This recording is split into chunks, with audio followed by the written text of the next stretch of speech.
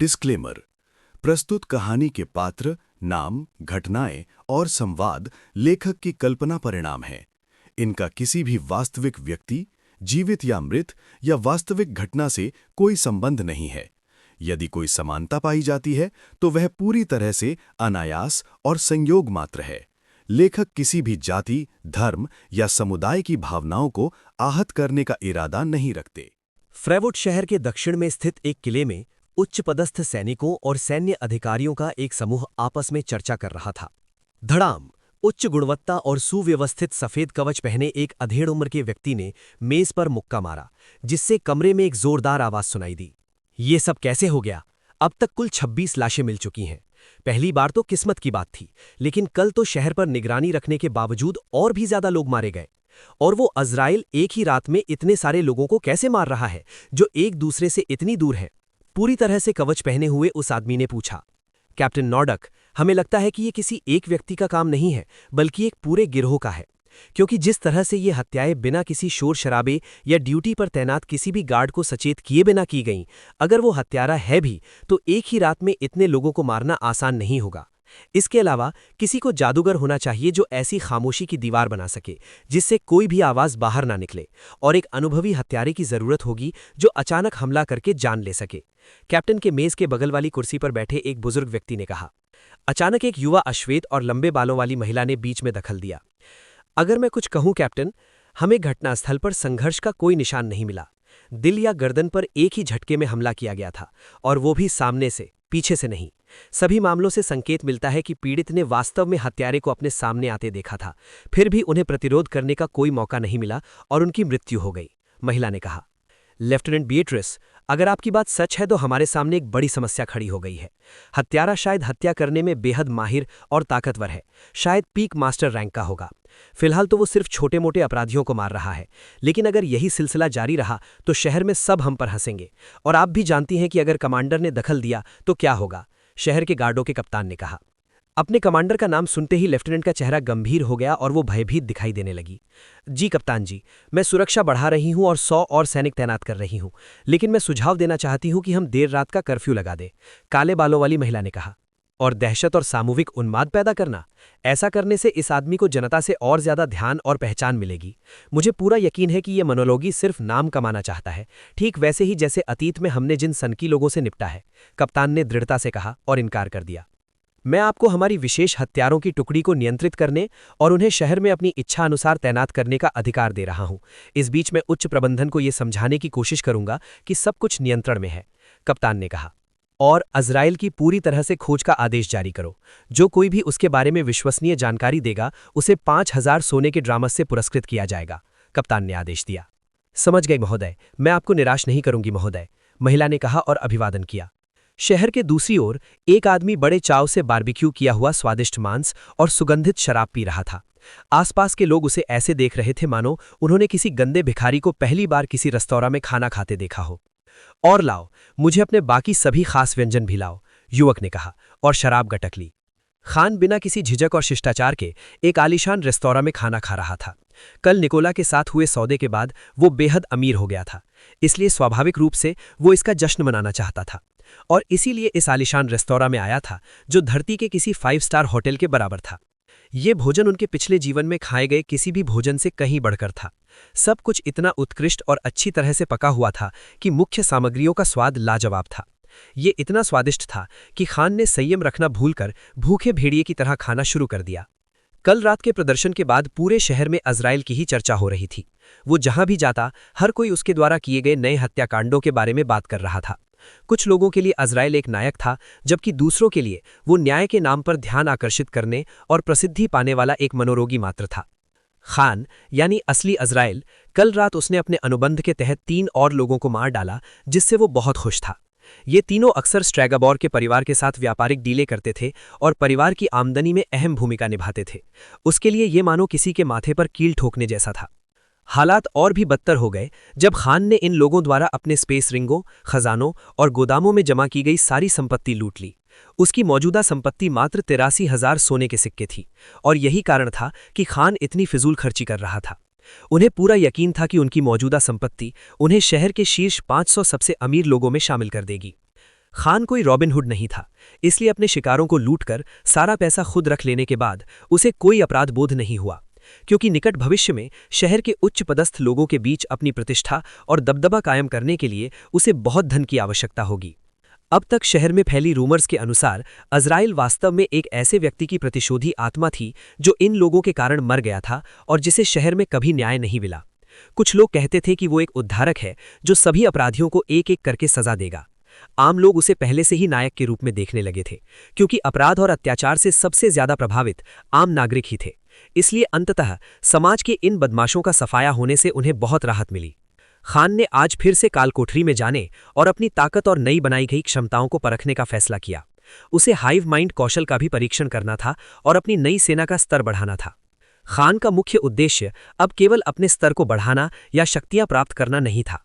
वो सबसे ताकतवर लोगों से लड़ना चाहता था और उस स्तर तक पहुंचना चाहता था जहां इस शहर में कोई भी उसे खतरा महसूस ना करा सके या उसे मार ना सके।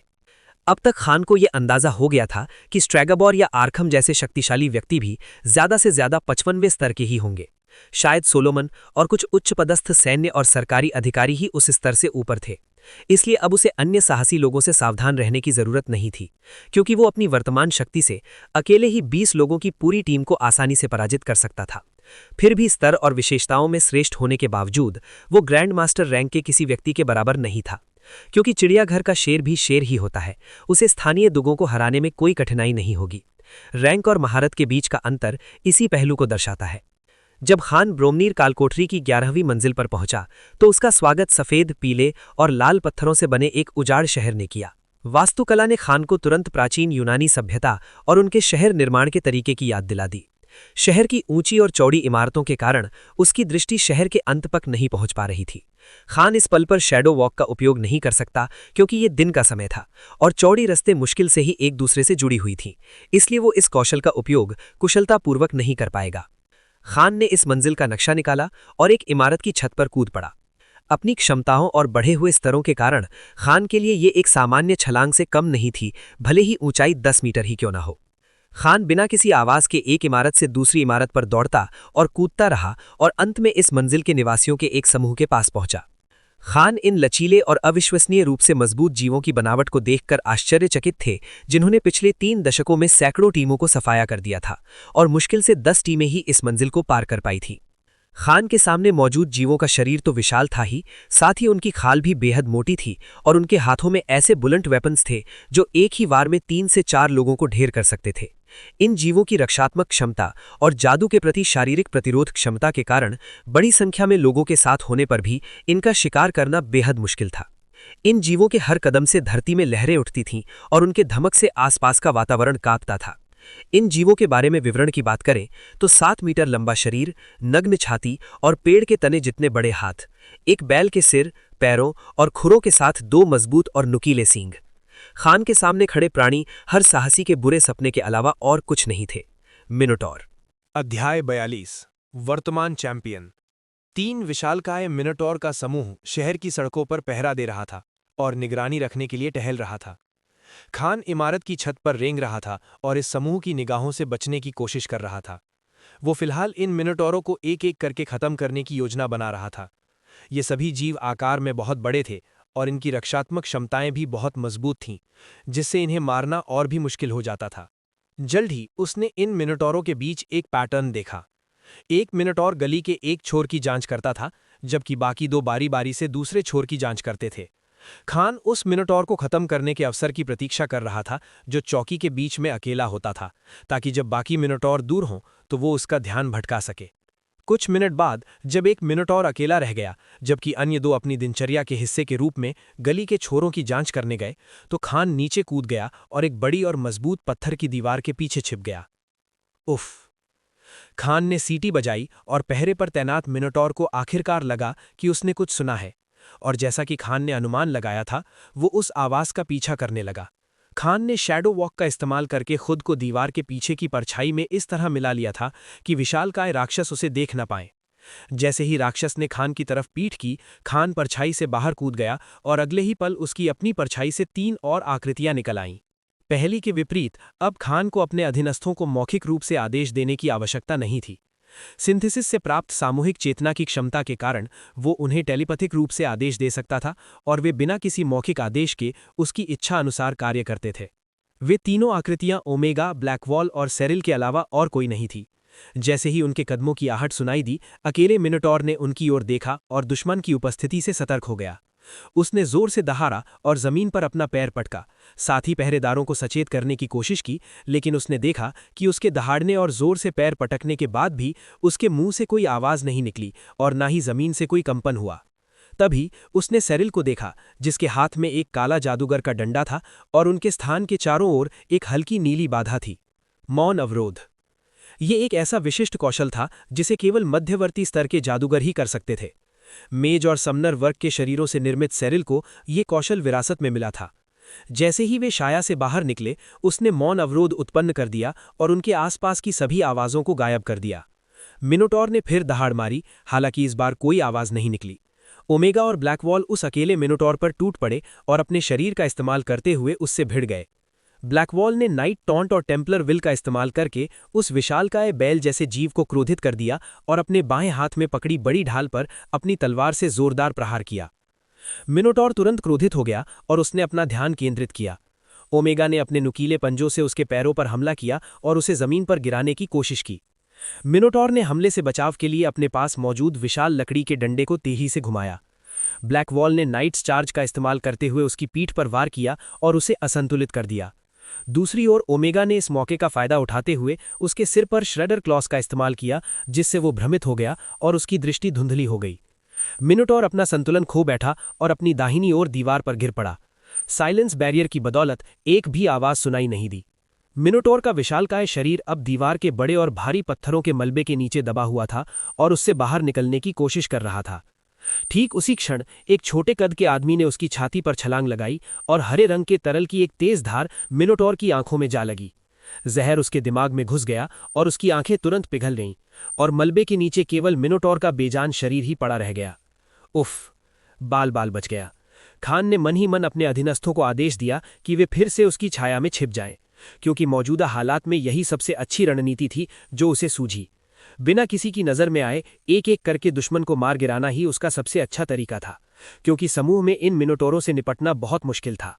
दूसरी ओर खान को यह तरीका कारगर लगा, क्योंकि बिना हंगामा किए और आसपास के साथियों को सतर्क किए इन राक्षसों को मारना उसके लिए संभव नहीं था, क्योंकि उसने जो पढ़ा था उसके अनुसार इस तल के पूरे इतिहास में सैकड़ों टीमें इसी कारण से असफल रही थीं।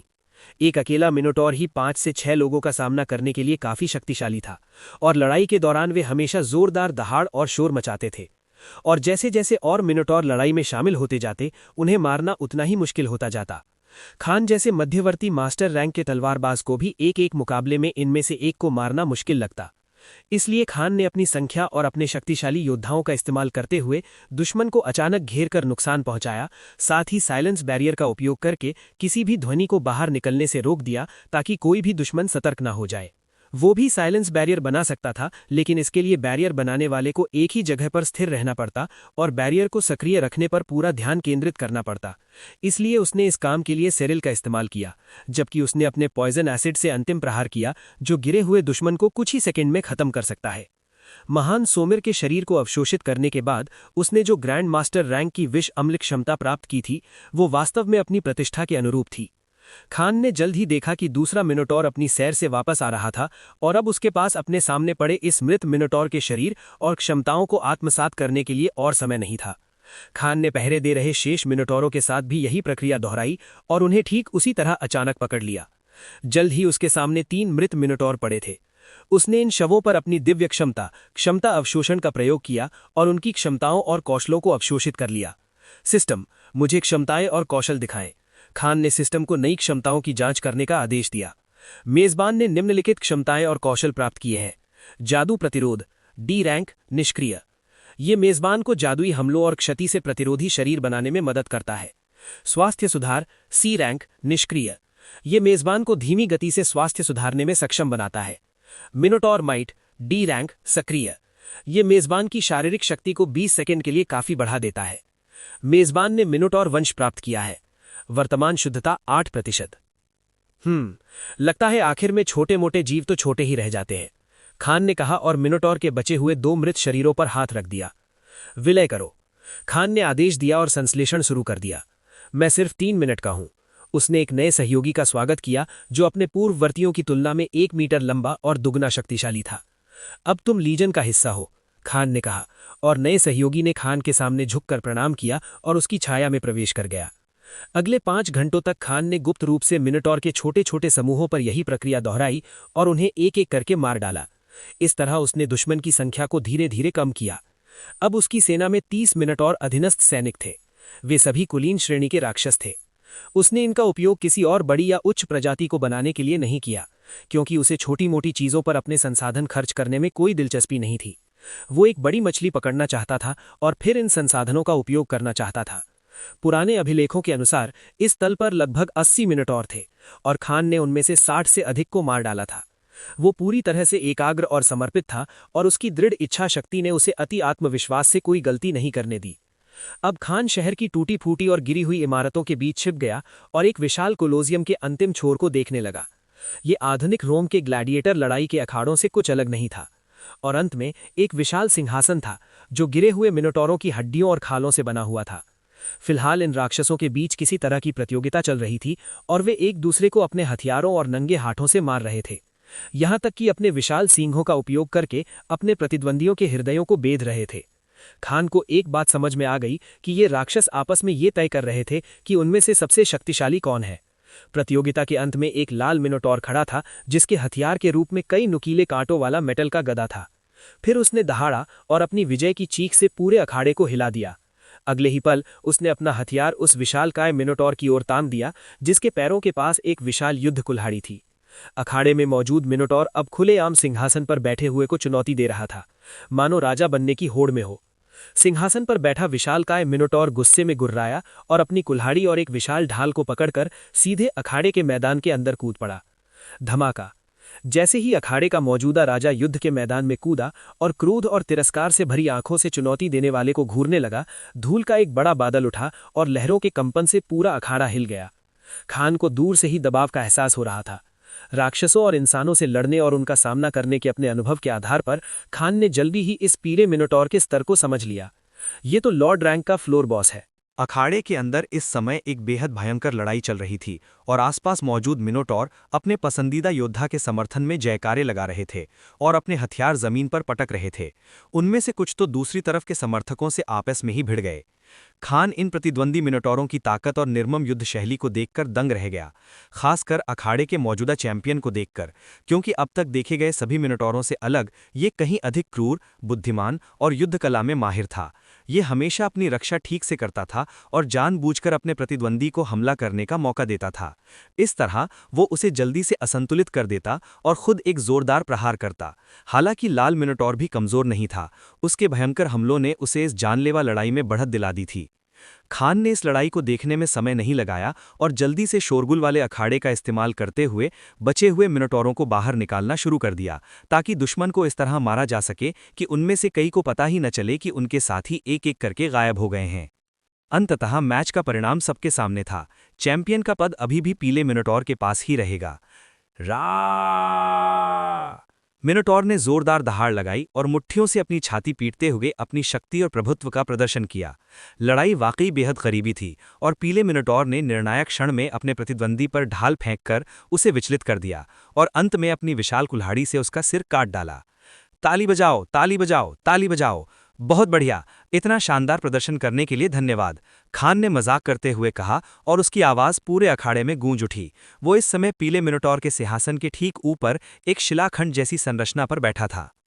एक इंसान, तुम यहाँ अंदर कैसे आ गए? मिनोटॉर गुर्राया। चिंता मत करो, मैंने ध्यान रखा है कि कोई हमारी छोटी सी बातचीत में खलल न डाले, खान ने बेफिक्री से कहा। मिनोटॉर को बोलते देखकर उसे कोई हैरानी नहीं हुई, क्योंकि हाफ लॉर्ड रैंक का सिल्वर कोबाल्ट भी बोलता था, तो लॉर्ड रैंक का मिनोटॉर क्यों नहीं बोल सकता था। अगले ही पल वो अखाड़े के अंदर कूद गया और विशाल पीले मिनोटॉर के सामने खड़ा हो गया। उसने अपनी तलवार को अपने स्पेस रिंग से बाहर निकाला और उसे मौजूदा चैंपियन की ओर इशारा किया। लड़ाई लड़ना चाहोगे? खान ने पूछा और हल्की सी मुस्कान बिखेरी। तुम इंसान होकर भी बड़े मूर्ख लगते हो। हालांकि मुझे इसकी जरूरत नहीं है। क्या तुम्हें दिखाई नहीं दे रहा कि तुम मेरे और मेरे परिवार से घिरे हुए हो? तुम इस जगह से जिंदा कैसे निकलोगे? मिनोटॉर ने उपहास करते हुए दहाड़ा। उसके साथी मिनोटॉर भी हंसने और बड़बड़ाने लगे। मुझे लगता है आप सही कह रहे हैं। क्यों ना हम ये सुनिश्चित कर लें कि कोई हमें परेशान न करे? खान ने प्रस्ताव रखा, और अचानक दर्जनों काली आकृतियां उसकी परछाई से बाहर निकलने लगीं। धड़ाम धड़ाम धड़ाम, एक एक करके कई विशालकाय आकृतियां अखाड़े की जमीन पर उतरीं और लगभग 200 मीटर की कुल लंबाई वाले इस विशाल स्थान को भरने लगीं। ये क्या है? मिनोटॉर बोस चिल्लाया जब उसने खान की घोर काले रंग की सैनिकों की सेना देखी। ओमेगा और 6 जनरल इस समूह के अग्रदूत थे, लेकिन सबसे चौंकाने वाली बात यह थी कि इस सेना में उसके अपने लगभग 40 रिश्तेदार भी शामिल थे। खान सबसे आगे आगे चल रहा था और इस सेना के नेता की तरह खड़ा था। चिंता मत करो, ये तुम्हारे लिए नहीं है, ये उनके लिए है, खान ने घोषणा की। इन सबको खत्म कर दो, उसने आदेश दिया, और उसकी सेना ने चारों ओर मौजूद मिनोटॉरों पर धावा बोल दिया, जो कुछ ही समय पहले हुए रोमांचक युद्ध का आनंद ले रहे थे। अरे नीच कीड़े, मेरी धरती पर आकर मेरे ही लोगों पर हमला करने की तुम्हारी हिम्मत कैसे हुई? उस इलाके के सरदार ने दहाड़ते हुए अपनी विशाल ढाल उठाई और खान और उसके काले सैनिकों की सेना पर टूट पड़ा। शेष बचे लगभग 18 मिनोटॉर ने अपने हथियार उठाए और अपनी जान की परवाह किए बिना अपने दुश्मनों की ओर दौड़ पड़े। धड़ाम, खड़खड़ाहट, धड़ाम, पैर पटकना। कुछ ही सेकंड में एक अत्यंत भयंकर युद्ध छिड़ गया और काले सैनिकों का झुंड और मिनोटॉर एक दूसरे से भिड़ गए। मिनोटॉर का ये मुख्य दुश्मन इतना भयंकर और बेहद शक्तिशाली था कि उसके विशाल कुल्हाड़ी के एक ही वार से जमीन हिल जाती थी और 5 मीटर तक 2 हिस्सों में फट जाती थी। उसने एक ही झटके में खान के 3 सैनिकों को काट डाला और अपने विशाल ढाल से 2 सैनिकों के सिर पर वार करके उन्हें कुचल दिया। अंततः एक योग्य प्रतिद्वंदी। ओमेगा और उसके अन्य अधीनस्थों ने मिनोटॉरों के समूह को निशाना बनाया, उन्हें उलझाकर और लुभाकर दूर ले गए, जिससे खान को फ्लोर बॉस से लड़ने का मौका मिला। जब मुख्य लड़ाकू विमान दुश्मन सैनिकों को चीरता हुआ आगे बढ़ रहा था, तभी एक तेज प्रहार ने उसकी ढाल पर प्रहार किया और उसे 2 कदम पीछे हटने पर मजबूर कर दिया। अंततः उसने हमलावर को देखा, जिसे देखकर उसका विशालकाय शरीर भी कांपने लगा और उसके हाथ लगभग नम हो गए। मिनोटॉर योद्धा ने सामने देखा और उसे लगभग 5 फीट लंबी एक विशाल तलवार पकड़े हुए एक व्यक्ति दिखाई दिया। तुम्हारा प्रतिद्वंदी मैं हूं, खान ने कहा, और पिछले हफ्ते के बाद पहली बार युद्ध प्रभुत्व को एक्टिवेट किया। उससे निकलने वाला दबाव पहले से कई गुना अधिक शक्तिशाली और दमनकारी था। खान का स्तर काफी बढ़ जाने के कारण उसकी युद्ध प्रभुत्व आभा की सघनता और अराजक प्रकृति भी काफी बढ़ गई थी। एक लॉर्ड रैंक का राक्षस एक बिगिनर ग्रैंड मास्टर रैंक के योद्धा के बराबर था। रैंकों के बीच का स्पष्ट अंतर उसे पहले से ही पता था, क्योंकि भले ही वो ग्रैंड मास्टर रैंक के प्रतिद्वंदी से 10 लेवल ऊपर था, फिर भी उसके हारने की 50% संभावना थी, क्योंकि अंत में अनुभव और कौशल की गुणवत्ता हमेशा सतही ज्ञान रखने वाले को ही हराती है। मिनोटॉर सरदार ने किसी प्रकार की शक्ति का प्रयोग किया और जैसे ही उसका पैर जमीन पर पड़ा, जोरदार ध्वनि स्फोट हुआ और आसपास के 20 मीटर का क्षेत्र चकनाचूर हो गया। इस क्षेत्र में खड़ा खान लगभग अपना संतुलन खो बैठा और इस धमाकों के कंपन से ही पीछे की ओर गिर पड़ा। इससे पहले कि वो संभल पाता, मिनोटॉर सरदार ने उस पर हमला कर दिया और ढाल से उसके सिर पर वार किया। क्लैंग! खान ने ठीक समय पर अपनी तलवार से हमले को रोक दिया, जिसके बाद वो 3 मीटर पीछे जा गिरा। जोरदार प्रहार झेलने के बाद उसके हाथ कांप रहे थे। तभी सरदार उसकी ओर दौड़ा और अपनी कुल्हाड़ी से उस पर क्षैतिज रूप से वार किया। धड़ाम! खान 10 मीटर दूर जा गिरा और जमीन पर लौटने लगा। उसका हथियार लगभग छूट ही गया था। उठने से पहले ही बॉस मिनोटॉर सीधे खान के ऊपर कूद पड़ा, जो अभी भी जमीन पर पड़ा हुआ था। लानत है! दरार! जैसे ही पैर जमीन पर पड़े, जमीन फट गई। खान ने साइड हॉपर का इस्तेमाल किया और आखिरी क्षण में बड़ी मुश्किल से हमले से बच गया। वो झट से खड़ा हुआ और फिर से रक्षात्मक मुद्रा में आ गया। अभी सिर्फ 10 सेकंड ही बीते थे कि मिनोटॉर जैसे इस ताकतवर राक्षस के हमलों में वो पीछे धकेल दिया गया, दूर फेंक दिया गया और लगभग अंगूर की तरह कुचल दिया गया। आखिरकार उसका सामना एक ऐसे राक्षस से हुआ जिसने युद्ध शैली के मामले में खान को पूरी तरह से मात दे दी। उसने तुरंत डिफेंस फोर्टिट्यूड एक्टिवेट किया और उसके पूरे शरीर के चारों ओर एक सुदृढ़ ढाल जैसी आभा फैल गई। ये टेम्पलर की विशेष क्षमता थी, जो उपयोगकर्ता की रक्षा क्षमता को 2 गुना और आक्रमण क्षमता को आधा बढ़ा देती थी। चिंग, क्लैंग, डिंग! कालकोठरी के सरदार ने खान पर बार बार हमला किया, जबकि उसके सामने खड़ा ये इंसान केवल बचाव करने के अलावा कुछ नहीं कर सकता था। तुम्हें तुच्छ मनुष्य, क्या तुम मुझे लड़ाई के लिए चुनौती देने की हिम्मत करते हो? यही अखाड़ा तुम्हारी अंतिम कब्र हो। मिनोटॉर दहाड़ा और तेजी से अपनी विशाल ढाल से उस मुश्किल से खड़े मनुष्य पर प्रहार किया। धड़ाम! खान का पूरा शरीर पास की दीवार से जा टकराया और वो दर्द से कराह उठा। उसे ऐसा लगा जैसे टक्कर के प्रभाव से उसकी हड्डियां लगभग टूट गई हों। छी! खान का मुंह खून से भर गया और उसका शरीर जमीन पर गिर गया। वो बड़ी मुश्किल से अपना सिर उठा पाया, क्योंकि उसकी आंखें धुंधली हो रही थीं और उसकी दृष्टि लगभग चली गई थी। क्या ये कोई स्टंट स्किल है? उसने सवाल किया, क्योंकि उसे अपने शरीर पर किसी प्रकार का स्टेटस इफेक्ट महसूस हो रहा था। इस समय युद्ध क्षेत्र खून के तालाब से कम नहीं था। लाल और काला खून चारों ओर फैला हुआ था, उस जगह से दूर जहां खान और फ्लोर बॉस लड़ रहे थे। बा! आखिरी बचे मिनोटॉर ने चीख मारी जब ओमेगा ने अपने पंजों से उसका दिल निकाल लिया और अपने बड़े बड़े दांतों से उसकी गर्दन से मांस का एक बड़ा टुकड़ा नोच डाला।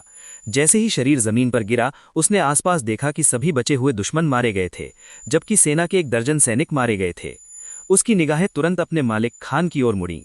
इस समय खान कालकोठरी के स्तर के मालिक के हमलों से खुद का बचाव कर रहा था और खुद भी पीछे हट रहा था। ओमेगा अपने मालिक की रक्षा के लिए तेजी से मिनोटॉर की ओर दौड़ा। फिलहाल वो खान के सैनिकों में अकेला ऐसा था जो इस काल कोठरी के सबसे शक्तिशाली दुश्मन से बराबरी का मुकाबला कर सकता था। हस्तक्षेप मत करो। ओमेगा को अपने दिमाग में एक आदेश सुनाई दिया और उसने अपना हमला रोक दिया और अचंभित होकर खड़ा रह गया। उसकी निगाहें अपने मालिक पर टिक गईं। मिनोटॉर की वार कुल्हाड़ी एक बार फिर से लाल रंग से चमक उठी और वो जमीन पर थूकने वाली कुल्हाड़ी से हमला करने वाला था। टकराओ! खान ने अपनी तलवार से उस क्रूर हमले को फिर से रोका और लगभग जमीन पर गिरकर चकनाचूर हो गया। उसके पैर लगभग जवाब दे चुके थे और फिर उसे एक बार फिर पीछे की ओर फेंक दिया गया। चमकती हुई कुल्हाड़ी के वार से वो लगभग चूर चूर हो गया था और अगर उसकी तलवार मिथ्रिल की न बनी होती तो वो 2 टुकड़ों में कट जाता। इसलिए उसने अपने मुंह से खून का एक और थोका उगल दिया। लड़ाई लगभग जीत ली गई थी, क्योंकि फिलहाल सिर्फ मिनोटॉर का सरदार ही बचा था और खान के सैनिक अपनी बड़ी संख्या के बल पर उसे आसानी से मार सकते थे, लेकिन फिर भी वो अकेले ही उसका सामना करने पर अड़ा हुआ था। इस समय खान में उठने की भी ताकत नहीं बची थी। उसके कांपते हाथों से खून बह रहा था, उसकी बाहों और पैरों पर कई जगह कट लगे थे, शरीर पर कई जगह चोट के निशान थे और उसका आधा चेहरा उसके अपने खून से सना हुआ था। उसने अपने पैरों को ठीक से जमाया और दोनों हाथों से तलवार को कसकर पकड़ लिया और जोर से चुनौती दी। दोबारा।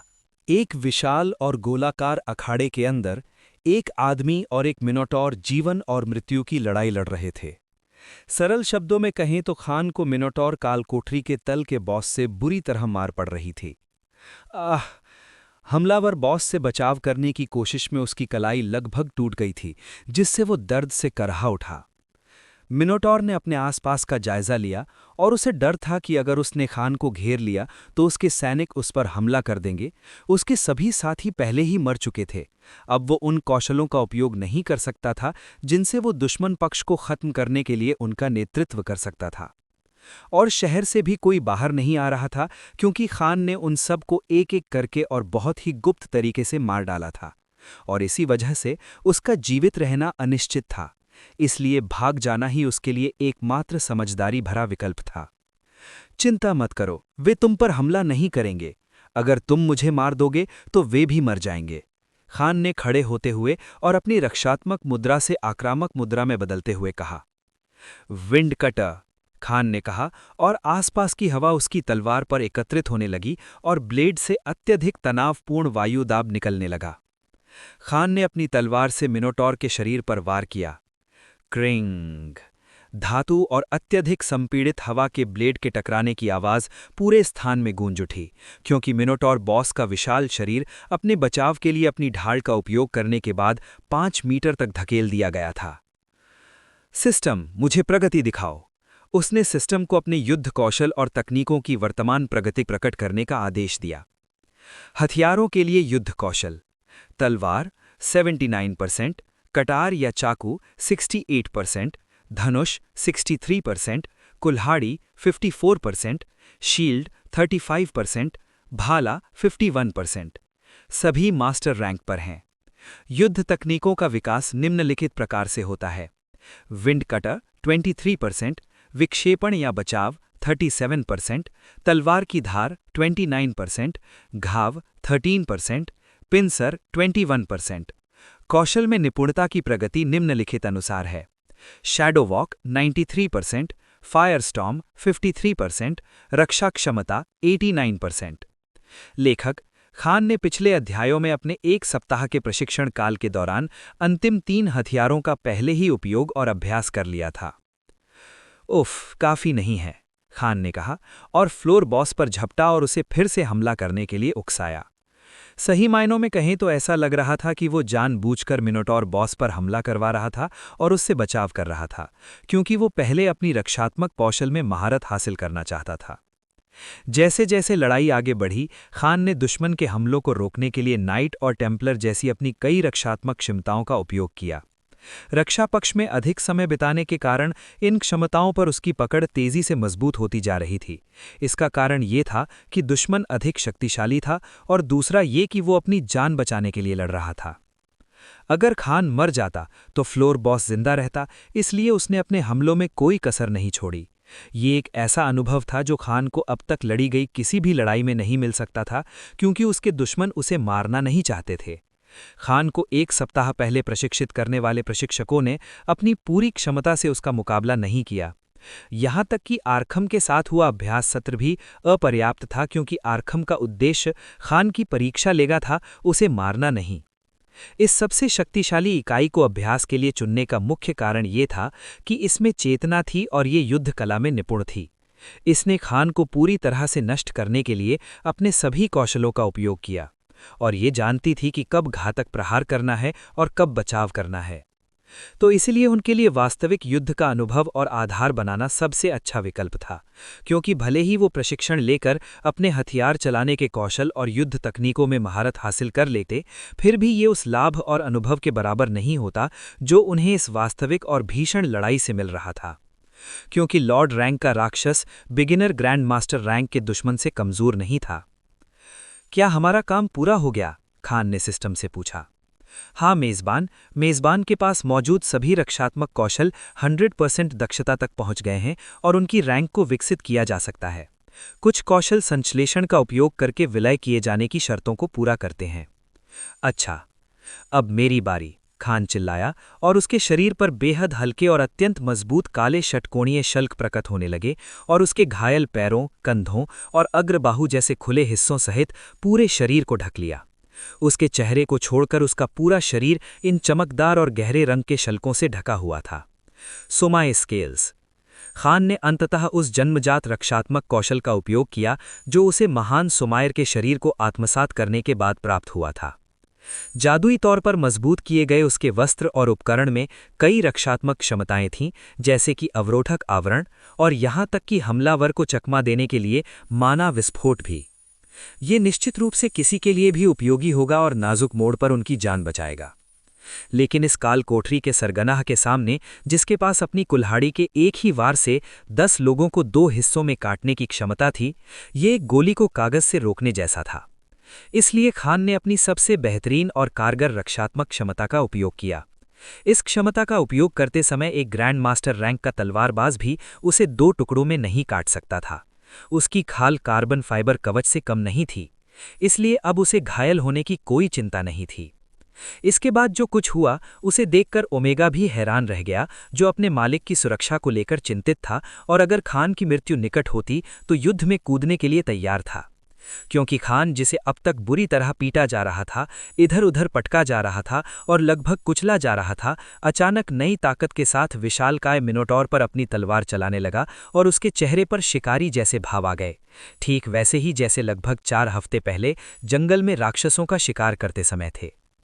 आओ मुझसे भिड़ो, तुम कमजोर गाय, खान ने मिनोटॉर को तिरस्कृत करते हुए कहा।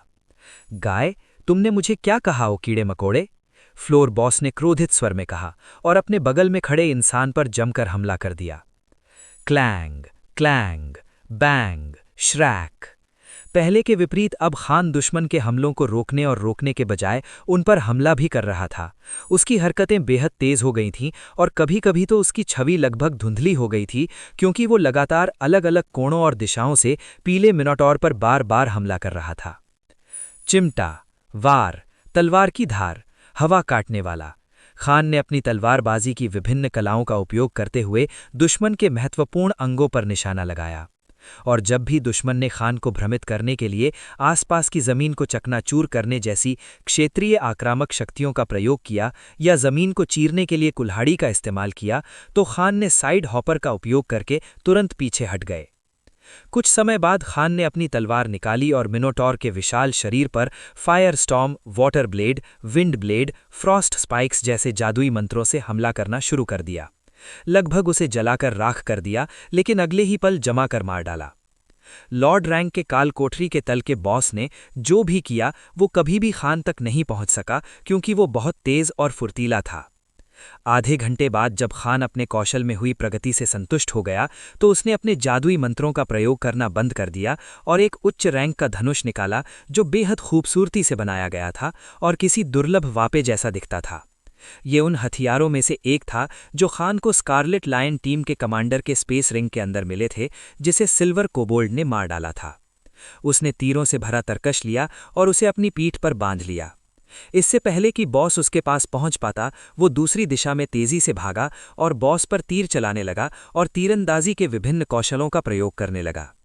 हाँ, काल कोठरी के उस सर्वशक्तिमान बॉस ने, जिसने अपने साथियों के साथ सैकड़ों साहसिक दल को मार डाला था और जो अकेले ही 15 लोगों के समूह को समाप्त कर सकता था, जिसने खान को मौत के करीब पहुंचाया और उसे अखाड़े में कई बार ऐसे पटका जैसे वो अपने प्रतिद्वंद्वी के साथ खेल रहा हो, अब वो खान के लिए सिर्फ एक अभ्यास पुतला बन गया था। एक कठपुतली जिसका एकमात्र काम हिलना डुलना था और हमलावर को उस पर विभिन्न आक्रमण कौशल और मंत्र आजमाने देना था। संख्यात्मक रूप से उसका सबसे बड़ा लाभ अब समाप्त हो चुका था, उसकी सेना नष्ट हो चुकी थी और अब जिस कमजोर दुश्मन को वो मजाक समझ रहा था, उसी ने बाजी पलट दी थी। मिनोटॉर सरदार अब सिर्फ मुक्के खाने की मेज बनकर रह गया था। 1 घंटे बाद जैसे ही खान ने कटार को छोड़कर अन्य सभी हथियारों में अपनी महारत को 100% तक बढ़ा दिया, उसने संतुष्ट भरी आह भरी। समय समाप्त, खान ने घोषणा की और अगले ही पल वो 11 मीटर ऊंचे विशालकाय मिनोटॉर के फंदे पर खड़ा था। लेकिन इससे पहले कि वो कुछ प्रतिक्रिया कर पाता, खान ने अपने विषैले एसिड से लिपटे रिपर क्लॉस का उपयोग किया और उन्हें फ्लोर बॉस की आंखों में घुसा दिया।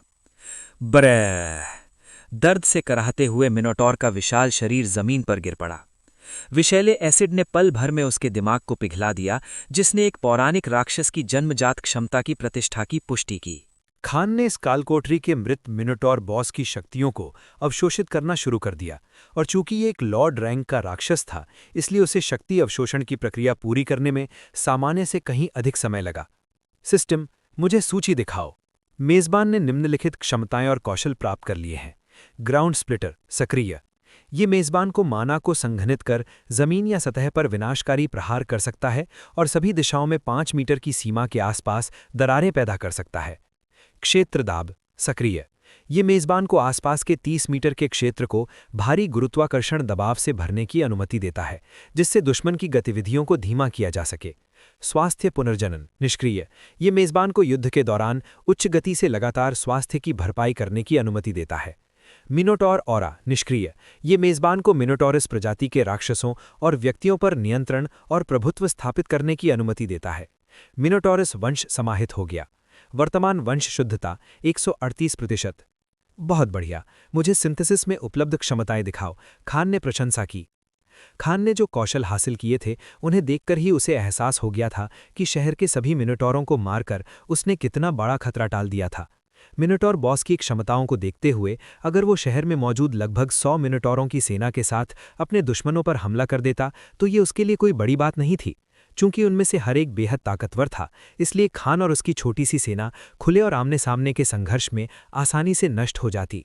इसमें कोई आश्चर्य नहीं कि पिछले 1 दशक में ही सैकड़ों साहसी दल इसी तल पर अपनी जान गंवा बैठे। नई प्राप्त क्षमताओं में से फील्ड प्रेशर को वॉर डोमिनेंस ऑरा और हंटर इंटेंट के अंतर्गत मिलाकर उनकी प्रभावशीलता और क्षमताओं की सीमा को बढ़ाया जा सकता है। बाकी नई प्राप्त क्षमताएं फिलहाल मेजबान के पास मौजूद अन्य क्षमताओं और कौशलों के साथ मिश्रित या संगत नहीं हैं। तो ऐसा भी हो सकता है, खान ने सोचा, क्योंकि ये पहली बार था जब क्षमताओं के विलय के लिए कोई संभावित परिणाम नहीं दिख रहे थे। शायद सिस्टम के कहने के अनुसार एक निश्चित स्तर की अनुकूलता आवश्यक थी। खैर, हर चीज की शुरुआत तो होती ही है, खान ने कहा और विकास कौशल को अनलॉक करने वाले पहले से बनाए गए मिनोटॉर अधीनस्थों को मिलाकर नए अधीनस्थ बनाना शुरू कर दिया। उसने अगले 2 घंटे सिर्फ इसलिए बिताए ताकि मिनोटॉर वंश की मौजूदा शुद्धता और बहुत सारे मॉन्स्टर कोर का उपयोग करने के बाद अंततः हाफ लॉर्ड रैंक के अधीनस्थ से परिणाम प्राप्त कर सके। ब्लैकवॉल, इधर आओ, खान ने आदेश दिया और ब्लैकवॉल, जो उसका अधीनस्थ गार्जियन नाइट था, उसके सामने आ गया। खान ने अपना एक हाथ ब्लैकवॉल और उसके नए अधीनस्थ पर रखा और दूसरा हाथ मरे हुए मिनोटॉर के बॉस के शव पर। इस संश्लेषण के सफल होने के लिए 50 बी रैंक मॉन्स्टर कोर की आवश्यकता है।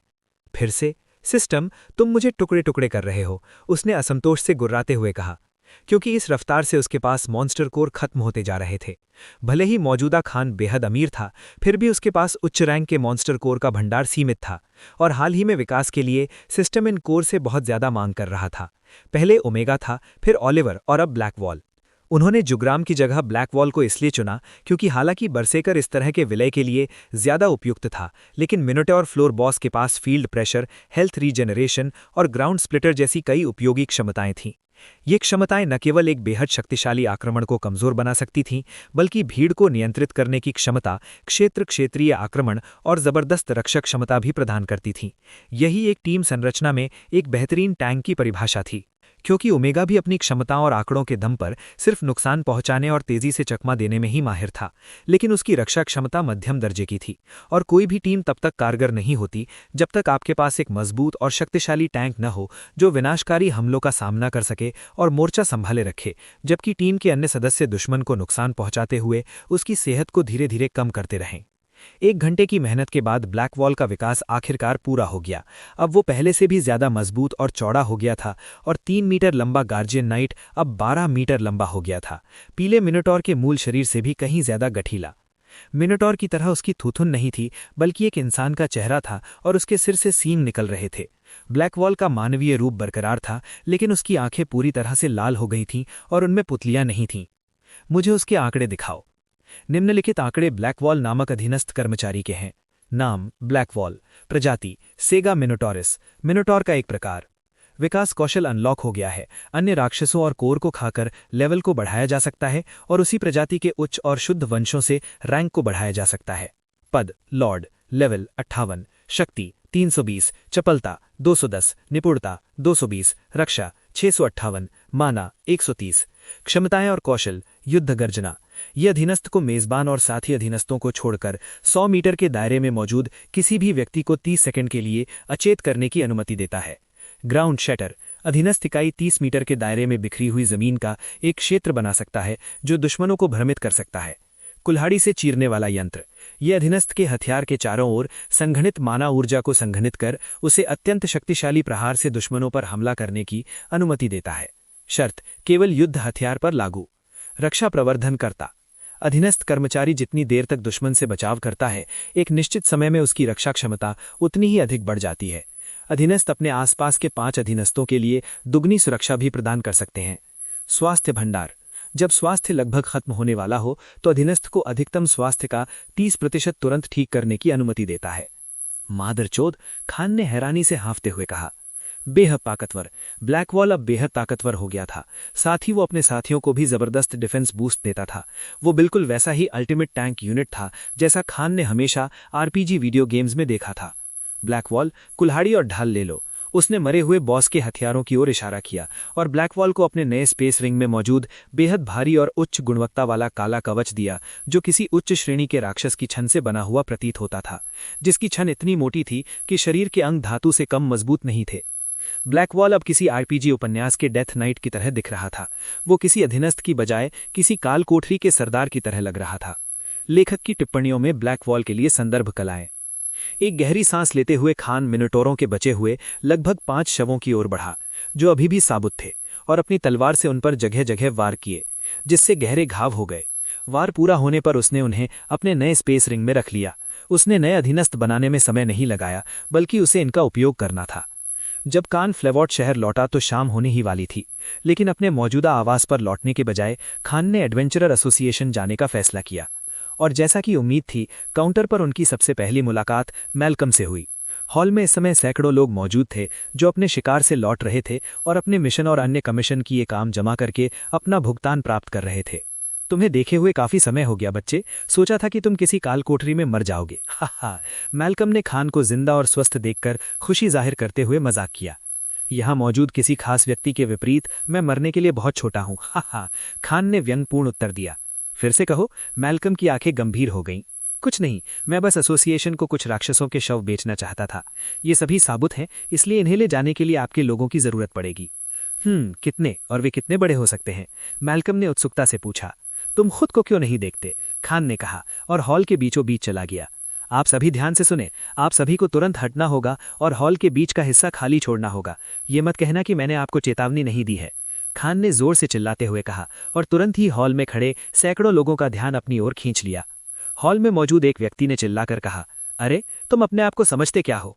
लगता है अब कोई चेतावनी नहीं सुनता, खान ने बड़बड़ाते हुए कहा और अपनी युद्ध प्रभुत्व शक्ति को सक्रिय कर दिया, जिससे पूरा हॉल एक अत्यंत भयंकर और घनी शक्ति से भर गया। खान ने देखा कि उसकी शक्ति से निकलने वाला गुरुत्वाकर्षण बल पहले से 50 से 70% अधिक हो गया था। उसे एहसास हुआ कि ऐसा इसलिए हुआ क्योंकि उसने मिनोटोर बॉस की शक्ति को आत्मसात कर लिया था। लोग अपने कदमों पर लड़खड़ाने लगे और कुछ तो सीधे जमीन पर गिर पड़े, क्योंकि वे इस दबाव को सहन नहीं कर सकते थे। खान का रूप अब बेहद दबंग लग रहा था, मानो कोई बाघ खरगोशों के झुंड के बीच खड़ा हो। उसके मन में किसी को मारने का इरादा नहीं था, लेकिन सबको ऐसा लग रहा था मानो वे सीधे यमराज का सामना कर रहे हो। उसने तुरंत आभा को निष्क्रिय कर दिया और फिर से बोलने लगा, क्या मुझे फिर से विस्तार देने की जरूरत है? हॉल में मौजूद सभी लोग तुरंत बीच का हिस्सा छोड़कर आज्ञाकारी बच्चों की तरह किनारों पर खड़े हो गए, क्योंकि अंततः नियम वही बनाता था जिसकी मुट्ठी सबसे बड़ी होती थी। इस पेशे में वे लोग ठीक इसी तरह का जीवन जीते थे। बच्चे, तुम असल में लाए क्या हो?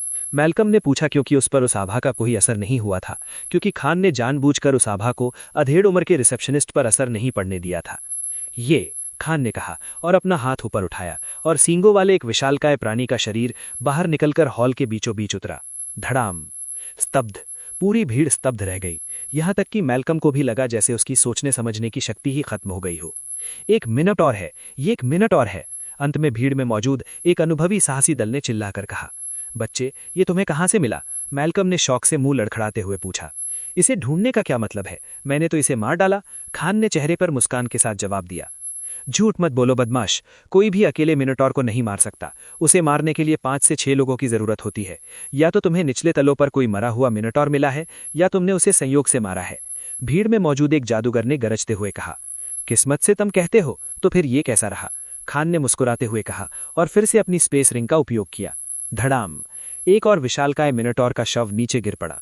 जैसे ही हॉल में मौजूद सैकड़ों लोगों के आश्चर्य से हांफने की आवाज आई, वो दूसरा मिनोटॉर का शव था। धड़ाम! दूसरा, धड़ाम, दूसरा। ये क्या बकवास है? भीड़ में मौजूद एक टाइगर किन चिल्लाया। धड़ाम! एडवेंचरर एसोसिएशन के मुख्य हॉल में इस समय जोर जोर से सांसें थमने और फुसफुसाहट की आवाजें गूंज रही थीं। किसी को भी अपनी आंखों के सामने हो रही घटना पर विश्वास नहीं हो रहा था। असंभव! मैल्कम ने अविश्वास से चिल्लाते हुए कहा, क्योंकि उसने सपने में भी नहीं सोचा था कि खान जैसा कोई व्यक्ति 6 विशाल मिनोटॉर को मार सकता है। यहां तक कि 30 लोगों का समूह भी मिलकर उन्हें एक साथ नहीं मार पाएगा। क्या हमारा सौदा पक्का हो गया है? खान ने जल्दी में होने के अंदाज में पूछा। रुको, मुझे नहीं लगता कि हमारे पास पर्याप्त है। मुझे राष्ट्रपति से बात करनी होगी। तुम यहीं रहो, मैल्कम ने कहा और जल्दी से ऊपर की ओर भाग गया।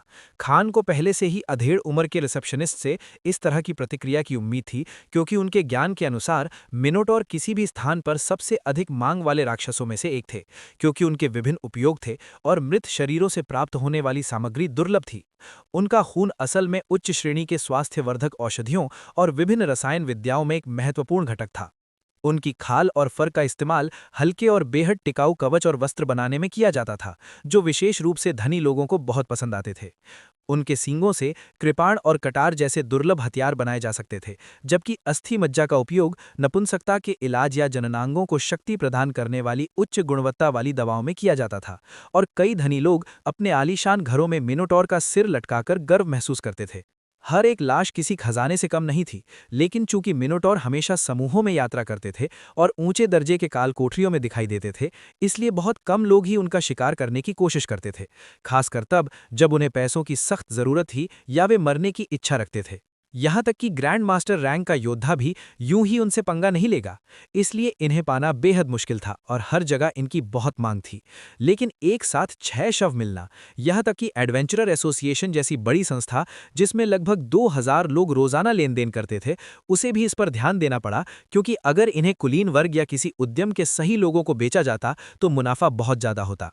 आधे घंटे बाद मैल्कम आखिरकार लौटा और उसने देखा कि खान अन्य साहसी लोगों के साथ खुशी खुशी बातें कर रहा था, जो ये जानने के लिए उत्सुक थे कि उसने अकेले ही इन मिनोटॉर को कैसे मार गिराया।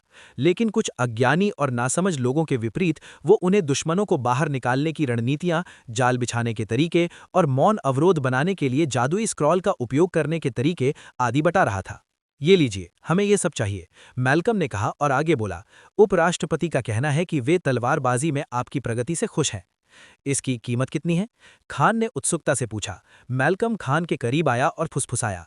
ये 25,000 सोने के सिक्के हैं। इससे बेहतर हम आपको कुछ नहीं दे सकते, क्योंकि हमें ही शवों को ठीक से काटने और उनसे रस निकालने में काफी समय लगाना पड़ेगा। मैल्कम ने एक घटिया किस्म की अंतरिक्ष अंगूठी दिखाते हुए जवाब दिया, जिसमें पैसे रखे थे। ये अंगूठी खान द्वारा शुरुआत में खरीदी गई अंगूठी जैसी ही थी। खैर, आपके साथ व्यापार करके खुशी हुई, खान ने कहा और बिना पीछे देखे एसोसिएशन की इमारत से निकल गया। वो जानता था कि उसके युद्ध प्रभुत्व की आभा से हॉल में जो प्रभाव उसने डाला था, उसके कारण कोई भी उसका पीछा करने या उसे लूटने की हिम्मत नहीं करेगा। व्यापार में वापस जाने की बजाय वो हत्यारे से मिलने के लिए फिर से उस जर्जर बार में गया।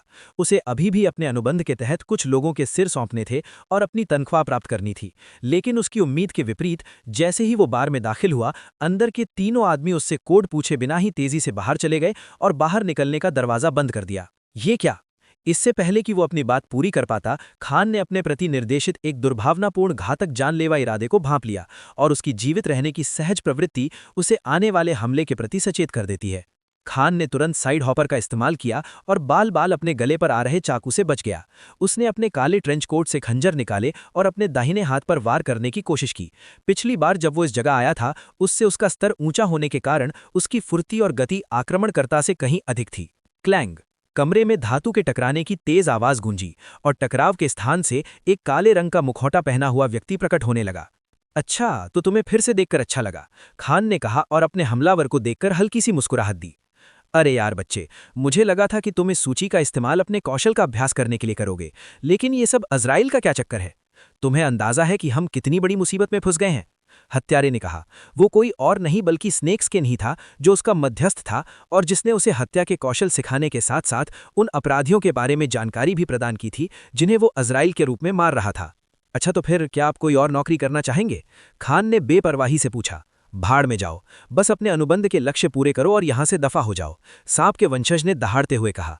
इतनी जल्दी इनकार मत करो, मेरी बात सुन लो, खान ने खंजर अंदर डालते हुए कहा। इसमें कुछ भी खतरनाक नहीं है और आपको कोई नुकसान नहीं होगा। मैं तो आपको दुगनी कीमत भी दे दूंगा। आपका क्या कहना है? खान ने घोषणा की। उस सांप के बच्चे ने अनिच्छा से अपना चाकू दूर रख दिया। खान ने अपनी उंगली से एक अंतरिक्ष अंगूठी निकाली और उसे हत्यारे की ओर फेंक दी। मेरे पास 25,000 सोने के सिक्के हैं और आपको बस इतना करना है। कार्य समझाने के बाद खान बार से चला गया। खान ने फैसला किया कि अब समय आ गया है कि वो निकोला की दया पर मुफ्तखोरी करना बंद कर दे और शहर में एक प्रतिष्ठित आवास कंपनी की तलाश करे, और उनके माध्यम से उसने 2,000 सोने के सिक्के मासिक किराए पर देकर शहर की पहाड़ी के पास एक छोटा सा बंगला किराए पर लिया। उसने ऐसा इसलिए किया क्योंकि वो अब किसी की नज़रों में नहीं आना चाहता था और पिता पुत्र की जोड़ी को अपने नाम से जोड़ना बर्दाश्त नहीं कर सकता था, क्योंकि इससे उन्हें अनावश्यक नुकसान हो सकता था। अपने नए घर में यहाँ सेवा के लिए नियुक्त रसोइये द्वारा तैयार किए गए भोजन करने के बाद उसने रोनिन को इस स्थान की सुरक्षा की जिम्मेदारी सौंपी, क्योंकि वो दुष्ट अधीनस्थ पूरी तरह से छिप सकता था और अपने स्वामी की सबसे कुशलता से रक्षा कर सकता था। अंततः खान ने अपने नए और बेहद आरामदायक किंग साइज बेड पर चैन की नींद ली। अगले दिन वो अपने नए घर से बाहर नहीं निकला और अपना अधिकांश समय पिछली रात सांपों से प्राप्त कोर को इकट्ठा करने और कुछ नए कौशलों को आत्मसात करने में बिताया, क्योंकि भले ही वो अभी ग्रैंड मास्टर रैंक पर नहीं था, लेकिन उसके कई कौशल और युद्ध तकनीकें रैंक में ऊपर उठने की शर्तों को पूरा करती थीं और अब अन्य कौशल और क्षमताओं के साथ मिलने के लिए उपलब्ध थीं। खान हमेशा उन सबसे उपयोगी कौशलों को प्राथमिकता देता था जिनका उपयोग वो अधिकांश परिस्थितियों में करेगा, इसलिए वो काफी समय इस बात पर सावधानीपूर्वक विचार करता था कि वे वास्तविक युद्ध में उसकी कैसे मदद करेंगे। शाम होते होते वो इस नई संपत्ति के साथ बने विशाल गरडेबे में अपने युद्ध कौशल और तकनीकों का अभ्यास कर रहा था। वो पसीने से तरबतर था और उसका ऊपरी शरीर पूरी तरह खुला हुआ था, जिससे उसकी गठीली काया और उभरती मांसपेशियां और उसके एब्स भी साफ दिखाई दे रहे थे। जेरोम नाम का एक नौकर खान के पास आया और हिचकिचाते स्वर में उससे पूछा, महोदय, क्या आप वही खान हैं जिनके बारे में हर कोई बात कर रहा है? जेरोम ने अपनी आंखों में अनिश्चितता के साथ पूछा। खान ने बस मुस्कुराते हुए पलटकर सवाल किया, आपको क्या लगता है? ये कहकर वो नौकर की ओर देखे बिना अपना प्रशिक्षण जारी रखने लगा। शाम का नाश्ता करने के बाद खान ने शहर में फिर से लोगों से मिलने का फैसला किया। उसने काले रंग का चोगा ओढ़ा हुआ था और अपना चेहरा हुड के नीचे छुपाया हुआ था। तो क्या आप उस आदमी के बारे में कही जा रही बातों पर विश्वास करते हैं? खान ने बेंच पर बैठे लोगों में से एक को ये कहते हुए सुना। हाँ, मेरा चचेरा भाई भी एक साहसी है। उसने बताया कि उसने उस आदमी को सैकड़ों लोगों के सामने अपनी उच्च श्रेणी की अंतरिक्ष अंगूठी से उन विशालकाय मिनोटोर को निकालते हुए देखा था। मैंने कुछ समय पहले ही सुना था कि उन सभी राक्षसों को तलवार के हमलों से मार डाला गया था। दूसरे छोर पर बैठे युवक ने जवाब दिया, मैंने भी यही सुना है। लगता है ये बंदा ग्रैंड मास्टर स्वॉर्ड्समैन बनने के करीब है। सोचो ये कितना ताकतवर होगा। पिछले 2 दशकों में पूरे शहर में सिर्फ 3 ही ग्रैंड मास्टर स्वॉर्ड्समैन रहे हैं। एक और ग्रैंड मास्टर स्वॉर्ड्समैन की मौजूदगी से सत्ता संतुलन में बड़ा बदलाव आ जाएगा। पहले बंदे ने जवाब दिया। खान मीलों तक शहर में घूमा और उसने हजारों लोगों को अपने बारे में बातें करते सुना। कुछ अफवाहें तो यहां तक थीं कि खान ने तलवार के एक ही वार से सभी मिनोटॉर को मार डाला था। कुछ अफवाहें इतनी अतिशयोक्ति थीं कि उन्होंने उसकी उत्पत्ति को पूरी तरह से बदल दिया। उसे राजधानी के सबसे प्रभावशाली कुलीन परिवारों में से एक का विलक्षण प्रतिभावान व्यक्ति बताया गया, जो काल कोठरियों में लड़कर और शिकार करके फ्लेवॉट शहर में अनुभव प्राप्त करने आया था। लगता है मेरे पैसे सही जगह खर्च हुए, उसने मन ही मन कहा, क्योंकि उसने सांप के बच्चों को ठीक यही सब तो दिया था। एसोसिएशन हॉल में उसका प्रदर्शन चाहे जितना भी शानदार रहा हो, सैकड़ों गवाहों के बावजूद उसकी चर्चा उसके पेशे से बाहर के लोगों तक नहीं पहुंच पाएगी। इसलिए खान ने शहर भर में फैले अपने कुख्यात हत्यारे और उसके सूचना नेटवर्क का इस्तेमाल करके अपने बारे में और अकेले इतने सारे मिनोटोर को मारने के उसके कारनामों के बारे में अफवाहें फैलाने का फैसला किया। अगर आपको प्रसिद्धि हासिल करनी है तो कड़ी मेहनत करने और खुद को साबित करने का क्या फायदा? किसने कहा कि आप रातों रात लोकप्रिय नहीं हो सकते? अब खान के लिए वास्तव में शक्तिशाली लोगों के बीच बैठने का समय आ गया था। खान के कारनामों की खबर पूरे शहर में फैलने के बाद 2 दिन बीत चुके थे और शहर के कई लोग उसके ठिकाने का पता लगाने की कोशिश कर रहे थे। कुछ लोग उसे अपना मुख्य रक्षक नियुक्त करना चाहते थे, कुछ उसे लड़ाई के लिए चुनौती देना चाहते थे, जबकि कुछ उसके साथ अच्छे संबंध स्थापित करना चाहते थे ताकि वे उससे दुर्लभ राक्षसों और जड़ी बूटियों जैसी चीजें खरीद सकें। अब जाकर खान को मिनोटॉर की अहमियत का एहसास हुआ। हर कोई एडवेंचर एसोसिएशन के जरिए ऊंची कीमत पर खरीदने के बजाय सीधे स्रोत से संपर्क करना चाहता था। साथ ही उभरते हुए ग्रैंड मास्टर तलवारबाज से दोस्ती करना उनकी सबसे बड़ी प्राथमिकता थी। एडवेंचर एसोसिएशन और ब्लैक ग्रिफिन मर्चेंट एंटरप्राइज के केवल कुछ ही लोगों को उनके वर्तमान ठिकाने की जानकारी थी। सिस्टम, मुझे प्रगति बताओ, खान ने कहा, जो अपने युद्ध कौशल और तकनीकों को निखारने और उनमें महारत हासिल करने के लिए गहन प्रशिक्षण में लगा हुआ था। उसने फूलों के बगीचे को अपना प्रशिक्षण मैदान बना लिया था। उसने अंतरिक्ष वलय से लूटे गए सभी हथियार और उपकरण अपने पास रखे थे, इसलिए उसके प्रशिक्षण में संसाधनों की कोई कमी नहीं थी। मेजबान ने निम्नलिखित में 100% हथियार निपुणता हासिल कर ली है। तलवार 100%, कटार या नाके 100%, तीरंदाजी या धनुष 100%, कुल्हाड़ी 100%, शील्ड 100%, भाला 100%, ग्रेट स्वर्ड 100%, क्लीवर 100%, सेबर 100%, कुल्हाड़ी 100%, प्रक्षेपास्त्र फेंकना 100%। मेजबान ने निम्नलिखित क्षेत्रों में युद्ध तकनीकों और कौशलों में 100% महारत हासिल कर ली है। छाया चाल, जलजला, विंड कटर, तलवार की धार, बचाव या मोड़ना, साइड हॉपर, रक्षा दृढ़ता, नाइट वॉल, रिपर क्लॉज, फाड़ना, तीरंदाज दृष्टि, फ्रॉस्ट स्पाइक, वाटर ब्लेड, चिमटा। उफ, आखिरकार खान ने राहत की सांस ली और आखिरकार उसे लगा कि वो थोड़ा आराम कर सकता है। मेरी वर्तमान रैंक क्या है? मैं ग्रैंड मास्टर रैंक को कैसे पार कर सकता हूं? खान ने उत्सुकता से पूछा, क्योंकि उसे लगा कि 100% महारत हासिल करने से उसे रैंक में आगे बढ़ने में मदद मिलेगी। वर्तमान में मेजबान एक शीर्ष मास्टर रैंक के योद्धा के समकक्ष है। किसी भी हथियार की महारत या कौशल में अगले रैंक तक पहुंचने के लिए मेजबान को 100% महारत हासिल करने के साथ साथ कौशल को आत्मसात करना होगा और उन नौकरियों या वर्गों में उच्च रैंक से संबंधित प्रतिद्वंदी के मूल तत्व को खाना होगा। तो ग्रैंड मास्टर बनने के लिए मुझे ग्रैंड मास्टर रैंक के प्रतिद्वंदी को मारना होगा, उनके मूल तत्वों को खाना होगा और उनके कौशल को अवशोषित करना होगा। खान ने सिस्टम से सवाल किया। हाँ, ये तो मुश्किल है। वैसे भी इस शहर में ग्रैंड मास्टर पद वाले लोग ज्यादा नहीं हैं और मेरी उनमें से किसी से कोई दुश्मनी भी नहीं है, तो सिर्फ अपना पद बढ़ाने के लिए उन्हें मारना कोई समझदारी वाली बात नहीं लगती। लगता है अब मुझे बड़े शहरों और ऊंचे पदों पर जाकर दुश्मन ढूंढने पड़ेंगे, उसने चिंता भरी नजर से कहा। ठीक इसी समय फ्लेवॉट शहर के दक्षिण में स्थित उसी किले में उच्च पदस्थ अधिकारियों और कुछ कानून प्रवर्तन अधिकारियों की एक बैठक आयोजित की गई थी। कैप्टन नॉर्डक, मैं आपसे निराश हूं। 1 हफ्ता बीत गया और आप अभी तक ये पता नहीं लगा पाए हैं कि ये अज़राइल कौन है। ये हमारे और पूरे शहर के सुरक्षा विभाग पर एक करारा तमाचा है। एक दुबले पतले और बूढ़े श्वेत लायनकिन व्यक्ति ने कहा। कृपया कर माननीय मजिस्ट्रेट जी, मुझे 2 दिन और दीजिए और मैं निश्चित रूप से अज़राइल को पकड़कर आपके सामने पेश करूंगा। अधेड़ उम्र के कप्तान ने कहा। मुझे कोई बहाना नहीं सुनना है। आपके पास इस अज़राइल के बारे में कोई ठोस सबूत भी नहीं है कि वो कौन हो सकता है, बूढ़े मजिस्ट्रेट ने याद दिलाया। माननीय मजिस्ट्रेट महोदय, यदि मैं कुछ कहूं तो हाल ही में हमें एक संदिग्ध मिला है जिस पर हमारी नज़र पड़ी है। उसका नाम खान है और वो एक साहसिक व्यक्ति है। हमारे द्वारा जुटाई गई जानकारी के अनुसार इस व्यक्ति के बारे में पहले से कोई जानकारी उपलब्ध नहीं है, सिवाय इसके कि वो भाड़े के सैनिकों का एक समूह था जिस पर रसाल वन के पास डाकुओं ने घात लगाई और उसे मार दिया।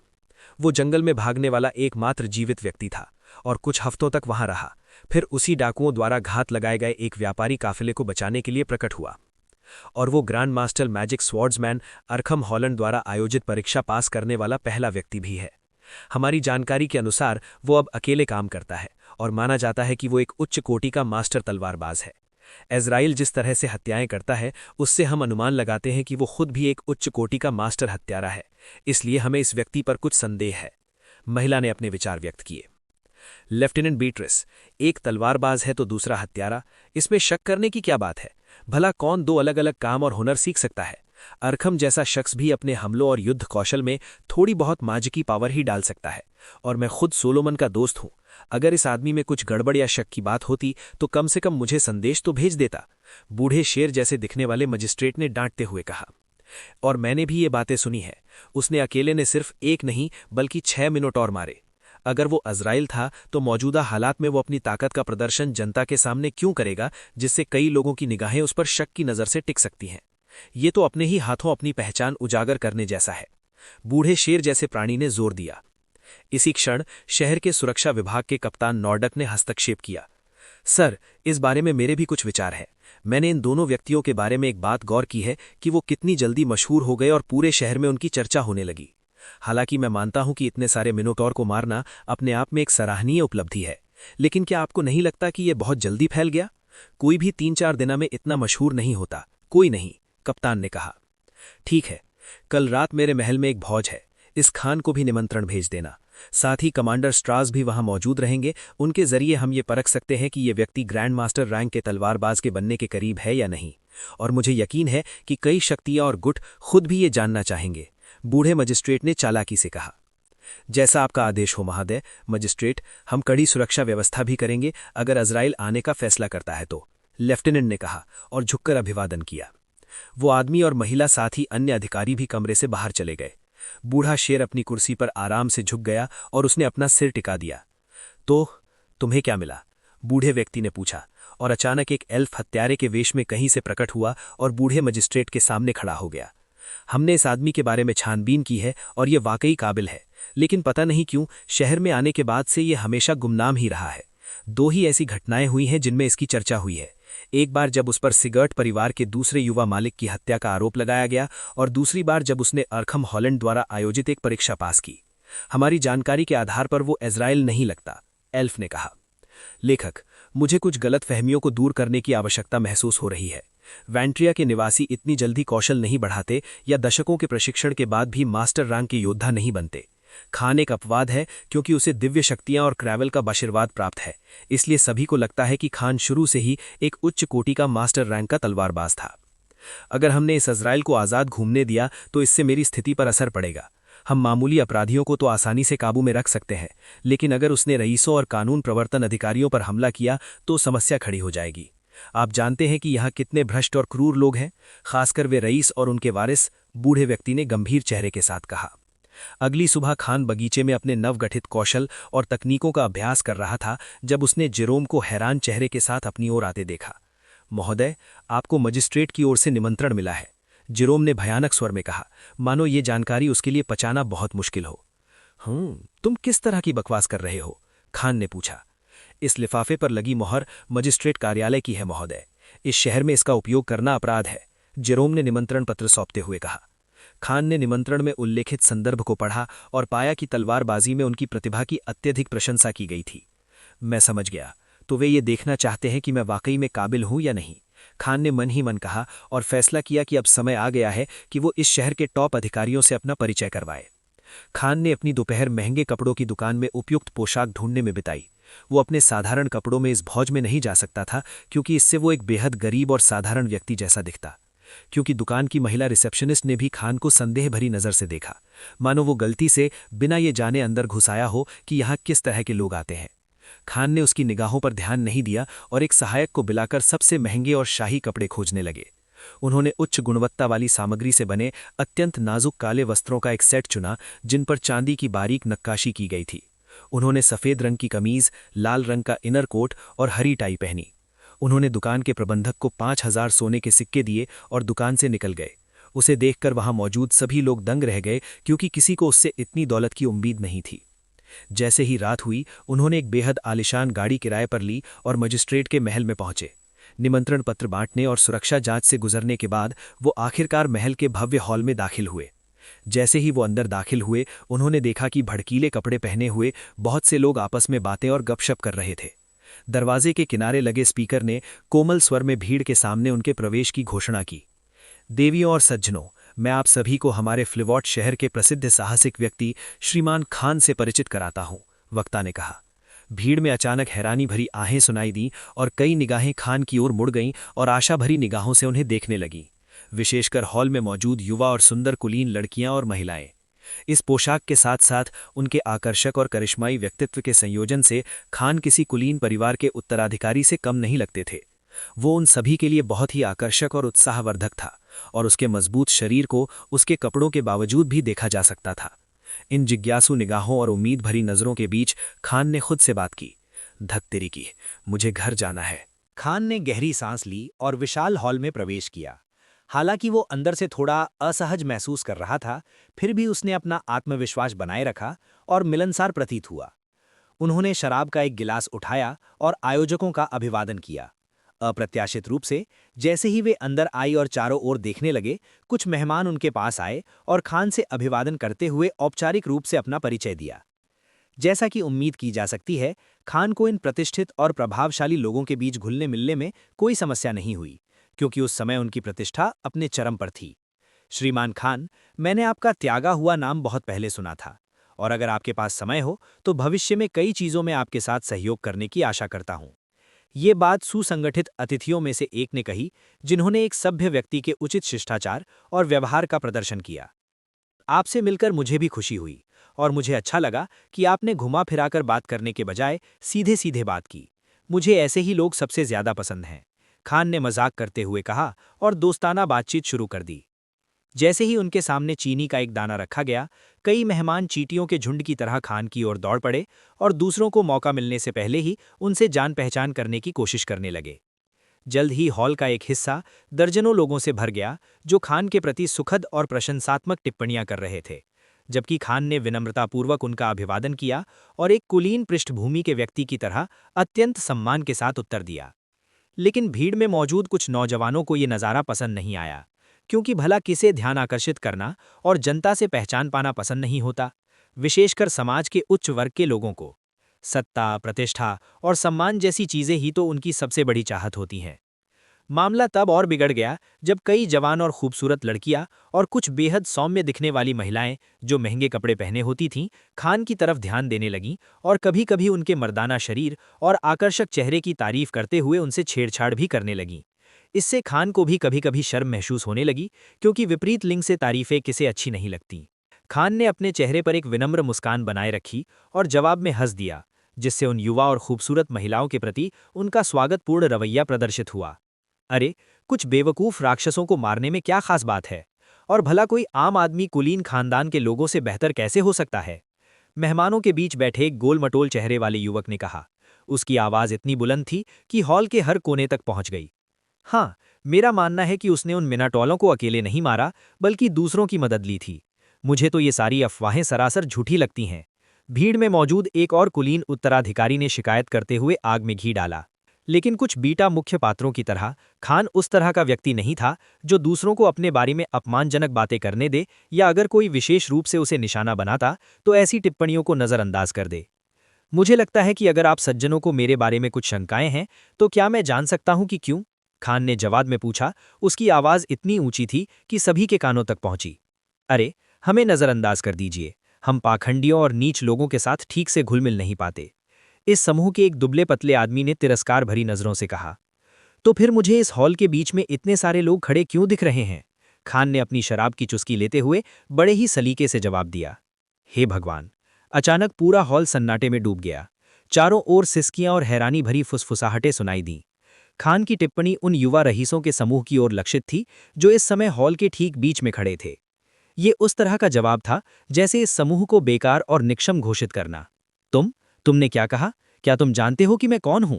खान की बातों से पूरी तरह भड़क उठे समूह के एक चिड़चिड़े व्यक्ति ने कहा।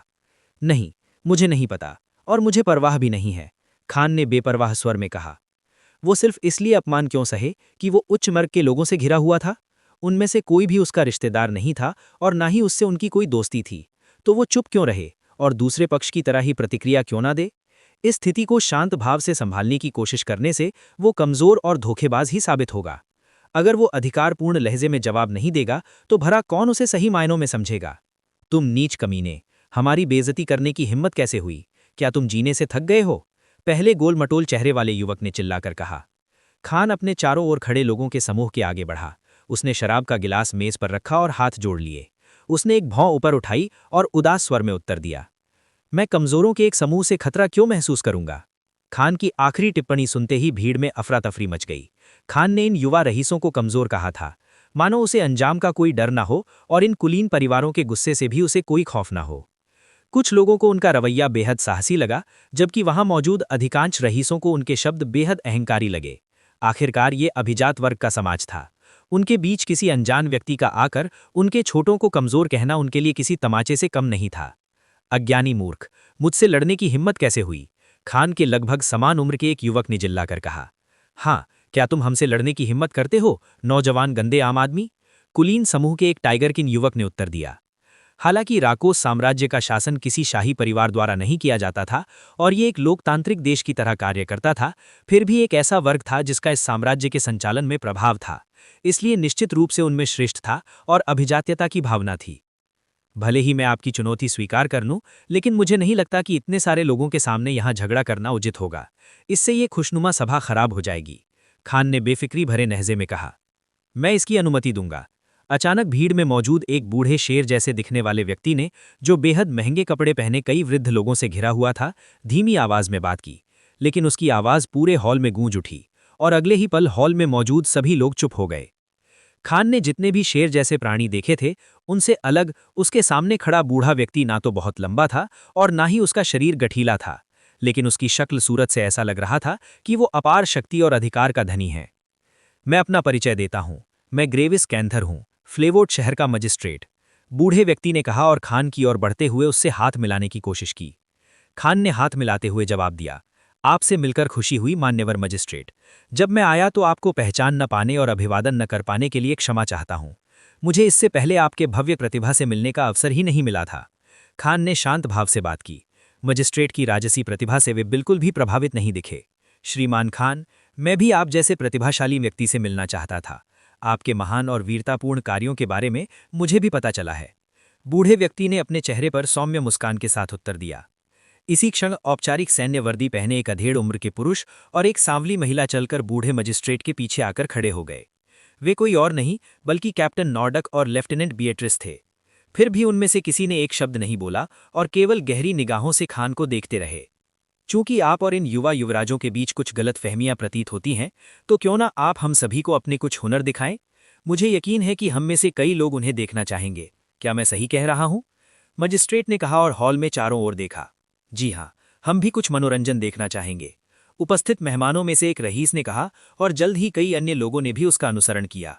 कुछ रईस वारिस इन्हीं रईसों के परिवारों से थे और खान द्वारा उन्हें कमजोर कहना उनके पूरे कुल का अपमान था, इसलिए वे भी उसे पिटते और माफी मांगते देखना चाहते थे। जरूर, चलिए इसे खुले स्थान पर ले चलते हैं, इससे सभी को उचित दृश्य भी मिलेगा, खान ने कहा। कुछ ही देर में वो और कुलीन युवराज का समूह सभी उपस्थित लोगों के साथ एक खुले बगीचे में बाहर निकल गए। खान एक तरफ खड़ा था और 8 युवराज का समूह दूसरी तरफ। उन सभी ने अपने हथियार निकाल लिए। पता नहीं क्यों वे सभी तलवारबाज प्रतीत हो रहे थे। खान को ये तर्क संगत लगा क्योंकि तलवारें कुलीन वर्ग और सैन्य हैंकों के लिए सबसे गौरवशाली हथियार थीं। खान ने अपनी अंतरिक्ष अंगूठी से एक लकड़ी की तलवार निकाली। आप असली हथियार का इस्तेमाल क्यों नहीं कर रहे? क्या आप किसी बात से डर रहे हैं? वारिसों में से एक ने पूछा। हाँ, मुझे डर है। डर है कहीं मैं आप लोगों को चोट न पहुंचा दूं, खान ने भावहीन चेहरे से कहा। मुझे पहले जाने दो, मैं इस गंदे बदमाश को सबक सिखाऊंगा। एक आदमी दहाड़ते हुए समूह के आगे चल दिया। रुको, खान ने कहा और अपना बायां हाथ अपनी पतलून की बाईं जेब में डाल लिया, जबकि उसने अपने दाहिने हाथ में पकड़ी लकड़ी की तलवार को युवा रईसों के समूह की ओर इशारा किया। मेरे पास पूरी रात नहीं है, चलो इसे एक ही बार में खत्म करते हैं, खान ने कहा। तुम्हारा क्या मतलब है? उस आदमी ने पूछा जो खान से लड़ने ही वाला था। खान ने बस एक हल्की सी मुस्कान दी और जवाब दिया, मुझ पर हमला करो, एक ही झटके में। पूरी तरह सन्नाटा छा गया, चाहे वो कुलीन उत्तराधिकारियों का समूह हो, मेहमान हो या सुरक्षाकर्मी। खान की घोषणा के बाद हर कोई अपनी जगह पर जड़वत खड़ा रह गया। क्या वो अचानक ही विरोधियों को कमतर आंक रहा था? क्या वो विशेष रूप से कुलीन परिवारों के उन वंशजों को, जिन्होंने पेशेवर शिक्षकों से वर्षों तक युद्ध कला का प्रशिक्षण प्राप्त किया था, अपने समय के लायक भी नहीं समझता था? बेशर्मी, ये युवक हद से ज्यादा बेशर्मी से पेश आ रहा है। ऐसा व्यवहार कर रहा है मानो कमरे में वही एकमात्र ताकतवर व्यक्ति हो। ये हमारे परिवारों और नाम का अपमान है। क्रोधित बुजुर्ग सरदारों में से एक ने चिल्लाकर कहा, जो उन बुजुर्गों की भीड़ का हिस्सा थे जो पहले बूढ़े मजिस्ट्रेट से बात कर रहे थे। अज्ञानता और अपनी औकात न जानने की भी एक सीमा होती है। एक अन्य दानव वंश के कुलीन व्यक्ति ने खान की ओर घृणा भरी नजर से देखते हुए कहा, ओ क्या ऐसा है? तो फिर ये कैसा रहेगा? तुम सब मिलकर मुझ पर हमला करो और अगर मैं घायल हो जाऊं या मर भी जाऊं तो तुम में से किसी को भी जिम्मेदार नहीं ठहराया जाएगा। ये कैसा रहेगा? खान ने अपने हमेशा के बेफिक्र अंदाज में कहा। मौत को दावत दे रहे हो? एक युवा उत्तराधिकारी चिल्लाया। हाँ, किसी विरोधी पर सामूहिक हमला करने में क्या गौरव है? बाघ जैसे दिखने वाले उस युवक ने पूछा। तुम लोग खुद को बहुत ज्यादा समझते हो ना? मैंने जिन राक्षसों से लड़ाई की है और जिन्हें मारा है, उनकी तुलना में मैं तुम में से किसी को भी खतरा नहीं मानता। एक और अपमान। खान सीधे तौर पर कुलीन उत्तराधिकारियों के समूह का अपमान कर रहा था। खैर, न केवल उनका बल्कि अप्रत्यक्ष रूप से उनके कुलों का भी। करो, इस नीच मूर्ख को कुछ शिष्टाचार सिखाओ और उसे उसकी औकात दिखाओ। वो खुद ही मुसीबत मोल ले रहा है, एक बुजुर्ग रईस चिल्लाया। ठीक है, अपने शब्दों पर पछतावा मत करो, तुम नीच आम आदमी। इस भोज में प्रवेश करने की अनुमति मिलना ही तुम्हारा सौभाग्य है, लेकिन इसका मतलब ये नहीं कि तुम हमारे कुलीन परिवारों का अपमान करके बच निकलोगे। गोल चेहरे वाले युवक ने उत्तर दिया और युवा कुलीन उत्तराधिकारियों का समूह आक्रमण करने के लिए तैयार हो गया। खान ने कोई रुख नहीं अपनाया और अपने दाहिने हाथ में लकड़ी की तलवार लिए अलग थलग खड़ा रहा। तैयार हो जाओ, आगे खड़े व्यक्ति ने चिल्लाते हुए कहा। जैसे ही युवा कुलीन उत्तराधिकारियों का समूह एक साथ खान की ओर बढ़ा। पावर स्लैश, पहले आदमी ने चिल्लाकर कहा। लहरदार वार, दूसरे आदमी ने चिल्लाकर कहा। टॉर्नेडो स्विंग, तीसरे आदमी ने दहाड़ लगाई। एक एक करके वारिसों ने कुछ बेतुके नाम पुकारे और अपनी तलवारें उस पर लहराईं। खान ने अपनी आंखें घुमाईं और पलक झपकते ही प्रतिक्रिया दी। वो एक तरफ हट गया और उसने अपनी लकड़ी की तलवार पहले आदमी की गर्दन पर मारी, दूसरे आदमी की ओर इशारा करके उसके दिल में वार किया और तीसरे आदमी के क्षैतिज प्रहार को आसानी से रोक दिया। Swish swish swish. खान तेजी से अपनी शुरुआती स्थिति से समूह के अंत तक पहुंचा और तीक्ष्ण हमले करते हुए सभी उत्तराधिकारियों को निष्क्रिय कर दिया। उसकी हरकतें इतनी तेज थीं कि सभी को युवा कुलीन उत्तराधिकारियों के समूह के बीच से गुजरती हुई एक काली लकीर ही दिखाई दी और महज 5 सेकंड में वो उनके अंत तक पहुंच गया। धड़ाम, चटक, खनखनाहट। अंततः दर्शकों ने थप्पड़ मारने, वार करने, बचाव करने, झूलने, तोड़ने और टकराने की आवाजें सुनी। आह! दर्द से कराहते हुए इनमें से कई युवक एक एक करके जमीन पर गिर पड़े। आह! मेरी गर्दन, बाघ जैसी त्वचा वाले आदमी ने कहा, क्योंकि गले में सूजन के कारण उसे ऐसा लग रहा था मानो वो अपनी ही लार में घुट जाएगा। खान, जिसका बायां हाथ अभी भी जेब में था, उस दूसरे छोर पर खड़ा था जहां पहले समूह खड़ा था, लेकिन उसके चेहरे पर ऊबन और बेजान भाव थे। वो इन युवकों से बेहद निराश था। भले ही वो लगभग उसकी उम्र के ही थे, लेकिन उसके मन में वो अब भी अपने पिछले जीवन का 30 साल का एल्रिक ही था। नौसिखिए, खान चिल्लाया और उन युवकों की ओर बढ़ा जो गिरने के बाद घास में गंदे हो गए थे। दर्जनों प्रतिष्ठित और प्रभावशाली हस्तियों के सामने उन्होंने खुद को शर्मिंदा कर लिया था। क्या तुम लोगों ने अब तक ठीक से प्रशिक्षण लिया है? गोल चेहरे वाले, तुम में तो बहुत सारी कमियां हैं।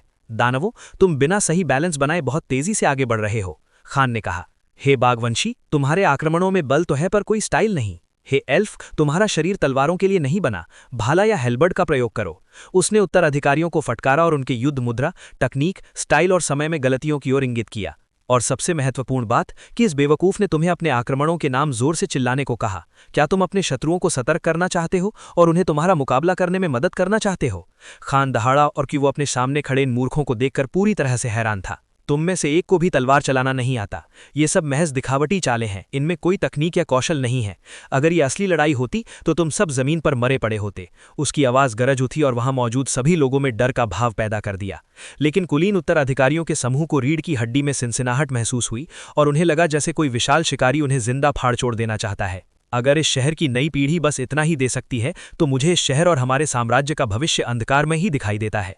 खान ने इस तरह शिकायत की जैसे वो यहाँ मौजूद सभी लोगों से भी ऊंचे वर्ग का सदस्य हो। उसने अपनी आभा को थोड़ा सा प्रकट किया और भीड़ सहित सभी को अधिकार और प्रभुत्व के इस दबाव का एहसास कराया। जहां तक इस बात का सवाल है कि खान जैसा चालाक व्यक्ति इतना हंगामा क्यों मचा रहा है, यहां तक कि इन कुलीन उत्तराधिकारियों और उनके परिवारों का सीधे तौर पर अपमान करने की हद तक क्यों जा रहा है। ऐसा इसलिए था क्योंकि वो सबको ये एहसास दिलाना चाहता था कि उससे पंगा लेना ठीक नहीं है और उससे सावधानी से पेश आना चाहिए। लेकिन अंत में वो सिर्फ एक इंसान था। लेकिन अगर खान जैसा युवा, प्रतिभाशाली और सशक्त व्यक्ति ये जताए कि वो किसी बड़े परिवार से आया है तो लोग कम से कम उसके कुछ भड़काऊ शब्दों के कारण उससे झगड़ने के बजाय उसके बारे में गहराई से जानने की कोशिश करेंगे। इसीलिए खान ने मौके पर ही अपनी पृष्ठभूमि को झूठा साबित कर दिया और अपने शब्दों के माध्यम से एक रहस्यमयी विरासत का आभास दिया। वे स्वाभाविक रूप से ये जानने की आवश्यकता महसूस करेंगे कि इस व्यक्ति के पीछे कितनी शक्ति निहित है।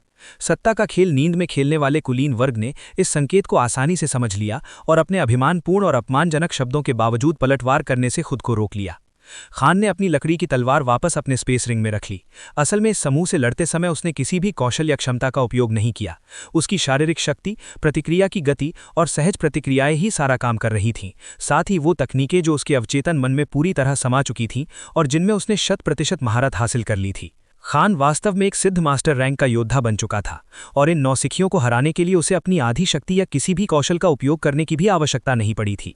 उसने शराब का गिलास उठाया और जमीन पर लेटे हुए समूह से दूर जाकर बूढ़े मजिस्ट्रेट की ओर चला गया।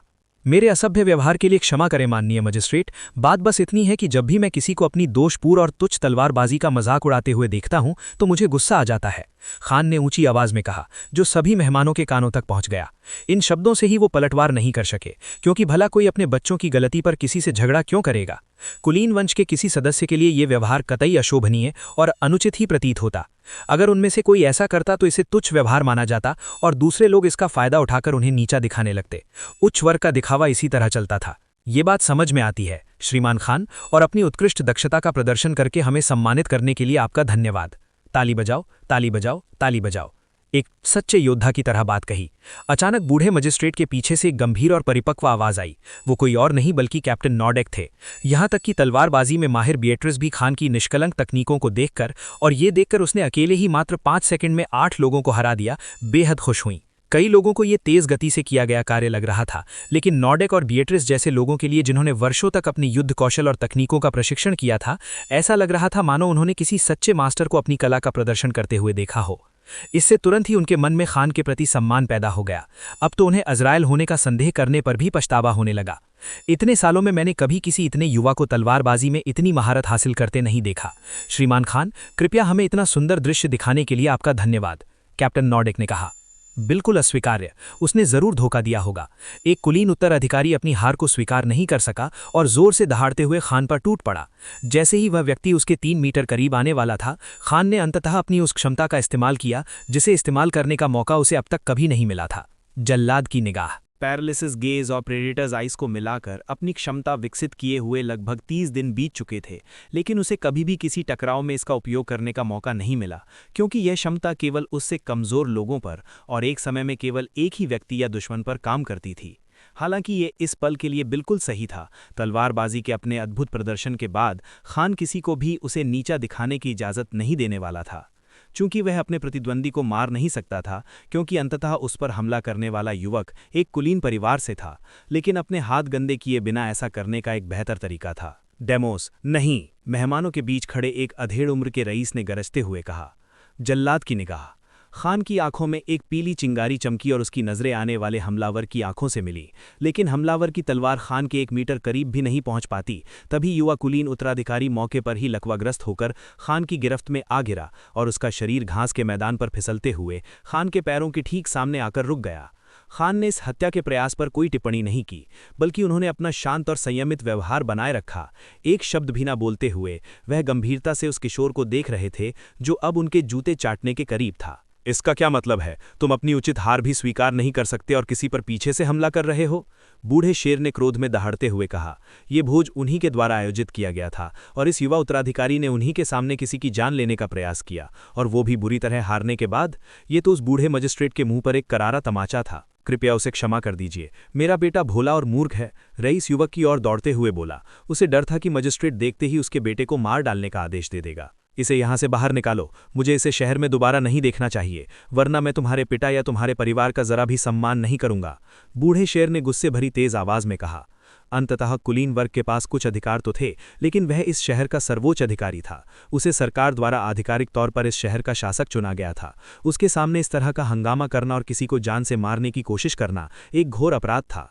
कैप्टन नॉर्डेक ने पास के पहरेदारों को आदेश दिया कि वह उस युवा कुलीन उत्तराधिकारी को पकड़ लें जिसने हंगामा खड़ा किया था और इन कृत्यों से अपने और अपने कबीले के नाम को पूरी तरह से कलंकित कर दिया था।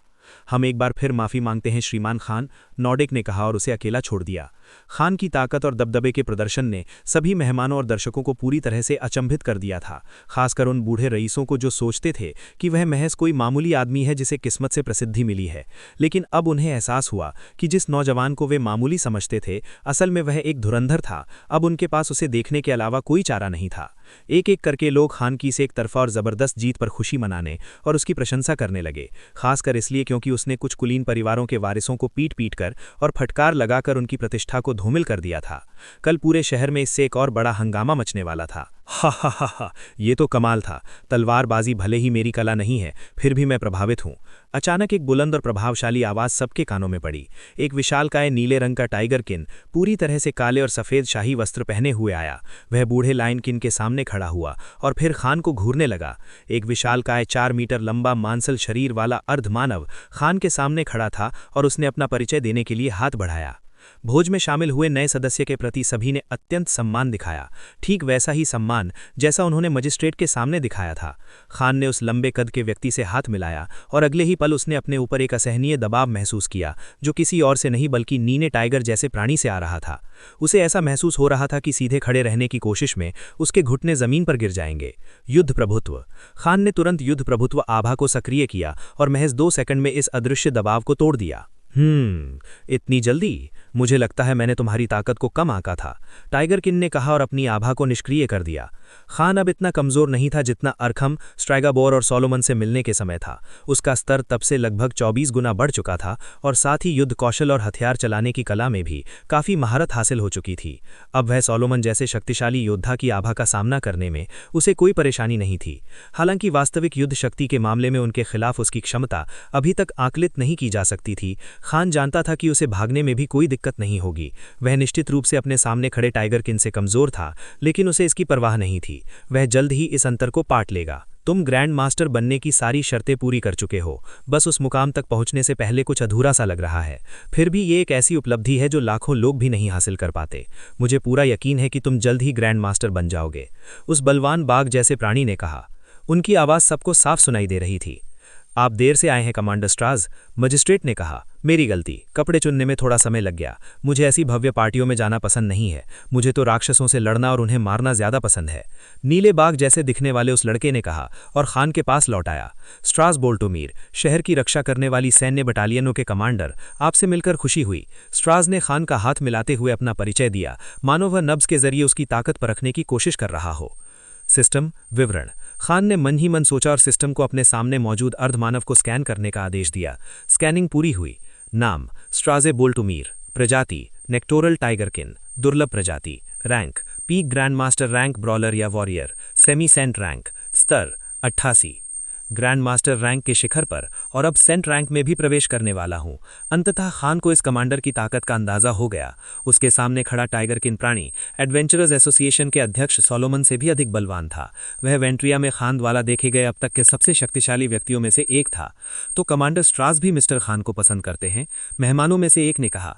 वह वाकई एक भरोसेमंद व्यक्ति है, इसमें कोई शक नहीं। चाहे कुछ भी हो जाए, हमें उसके साथ अच्छे संबंध बनाने ही होंगे, एक बुजुर्ग रईस ने कहा। और वो कितना बलवान और सुंदर है, बिल्कुल मेरे टाइप का, एक बूढ़ी कुलीन महिला ने कहा, जो खान के शरीर को लालची निगाहों से देख रही थी। खान को अचानक एक पल के लिए अपनी त्वचा के नीचे ठंडक महसूस हुई। इन लोगों के बीच बातचीत जारी रही, जबकि खान पूरे शहर के 2 सबसे शक्तिशाली और प्रभावशाली लोगों के साथ गपशप कर रहा था। हालांकि अरखम और सोलोमन के पास एसोसिएशन के माध्यम से बहुत अधिक अधिकार था, लेकिन वे आधिकारिक तौर पर शहर के कमांडर या नियंत्रक नहीं थे। उनके सामने खड़े 2 लोग ही थे। बातचीत उनके प्रशिक्षण से हटकर कई अन्य अप्रासंगिक बातों पर चली गई, लेकिन फिर अचानक विषय उस ओर मुड़ गया जिसके बारे में खान बात नहीं करना चाहते थे। तो श्रीमान खान, इस अजराई के बारे में आपका क्या विचार है? मजिस्ट्रेट ने पूछा। कैप्टन नॉर्डेक और लेफ्टिनेंट बीट्रिस ने बातचीत सुनने के लिए अपने कान खड़े कर लिए, लेकिन उनकी उम्मीदों के विपरीत खान के चेहरे पर जरा सा भी बदलाव नहीं आया, और न ही वे बिल्कुल हैरान दिखे, क्योंकि खान को पहले से ही इस बात का संदेह था कि यही 2 कारणों में से एक था जिसके चलते उसे इस भोज में आमंत्रित किया गया था। एक कारण उसकी वीरता की जांच करना था, दूसरा निसंदेह उसके अजराइल होने से संबंधित था। फ्लेवॉर्ड शहर का सबसे कुख्यात अपराधी, जिसने अब तक 40 से अधिक लोगों की हत्या की है। क्योंकि 2 अलग अलग और शक्तिशाली लड़ाकों का अचानक उभरना कोई संयोग नहीं है। कोई भी समझदार व्यक्ति इस संबंध को समझ सकता है। अरे, वो तो बस एक मनोरोगी है। आखिरकार वह यह सब अपनी विकृतियों के लिए कर रहा है, और न्याय और फैसले के इस पूरे झंझट का इस्तेमाल खुद को अच्छा दिखाने के लिए कर रहा है। क्योंकि चाहे उसका मकसद कितना भी नेक क्यों न हो, वह तो बस एक कायर है। खान ने बिना हिचकिचाए कहा, मानो वह सचमुच अजराइल को नीचा समझता हो। आप ऐसा क्यों सोचते हैं श्रीमान खान?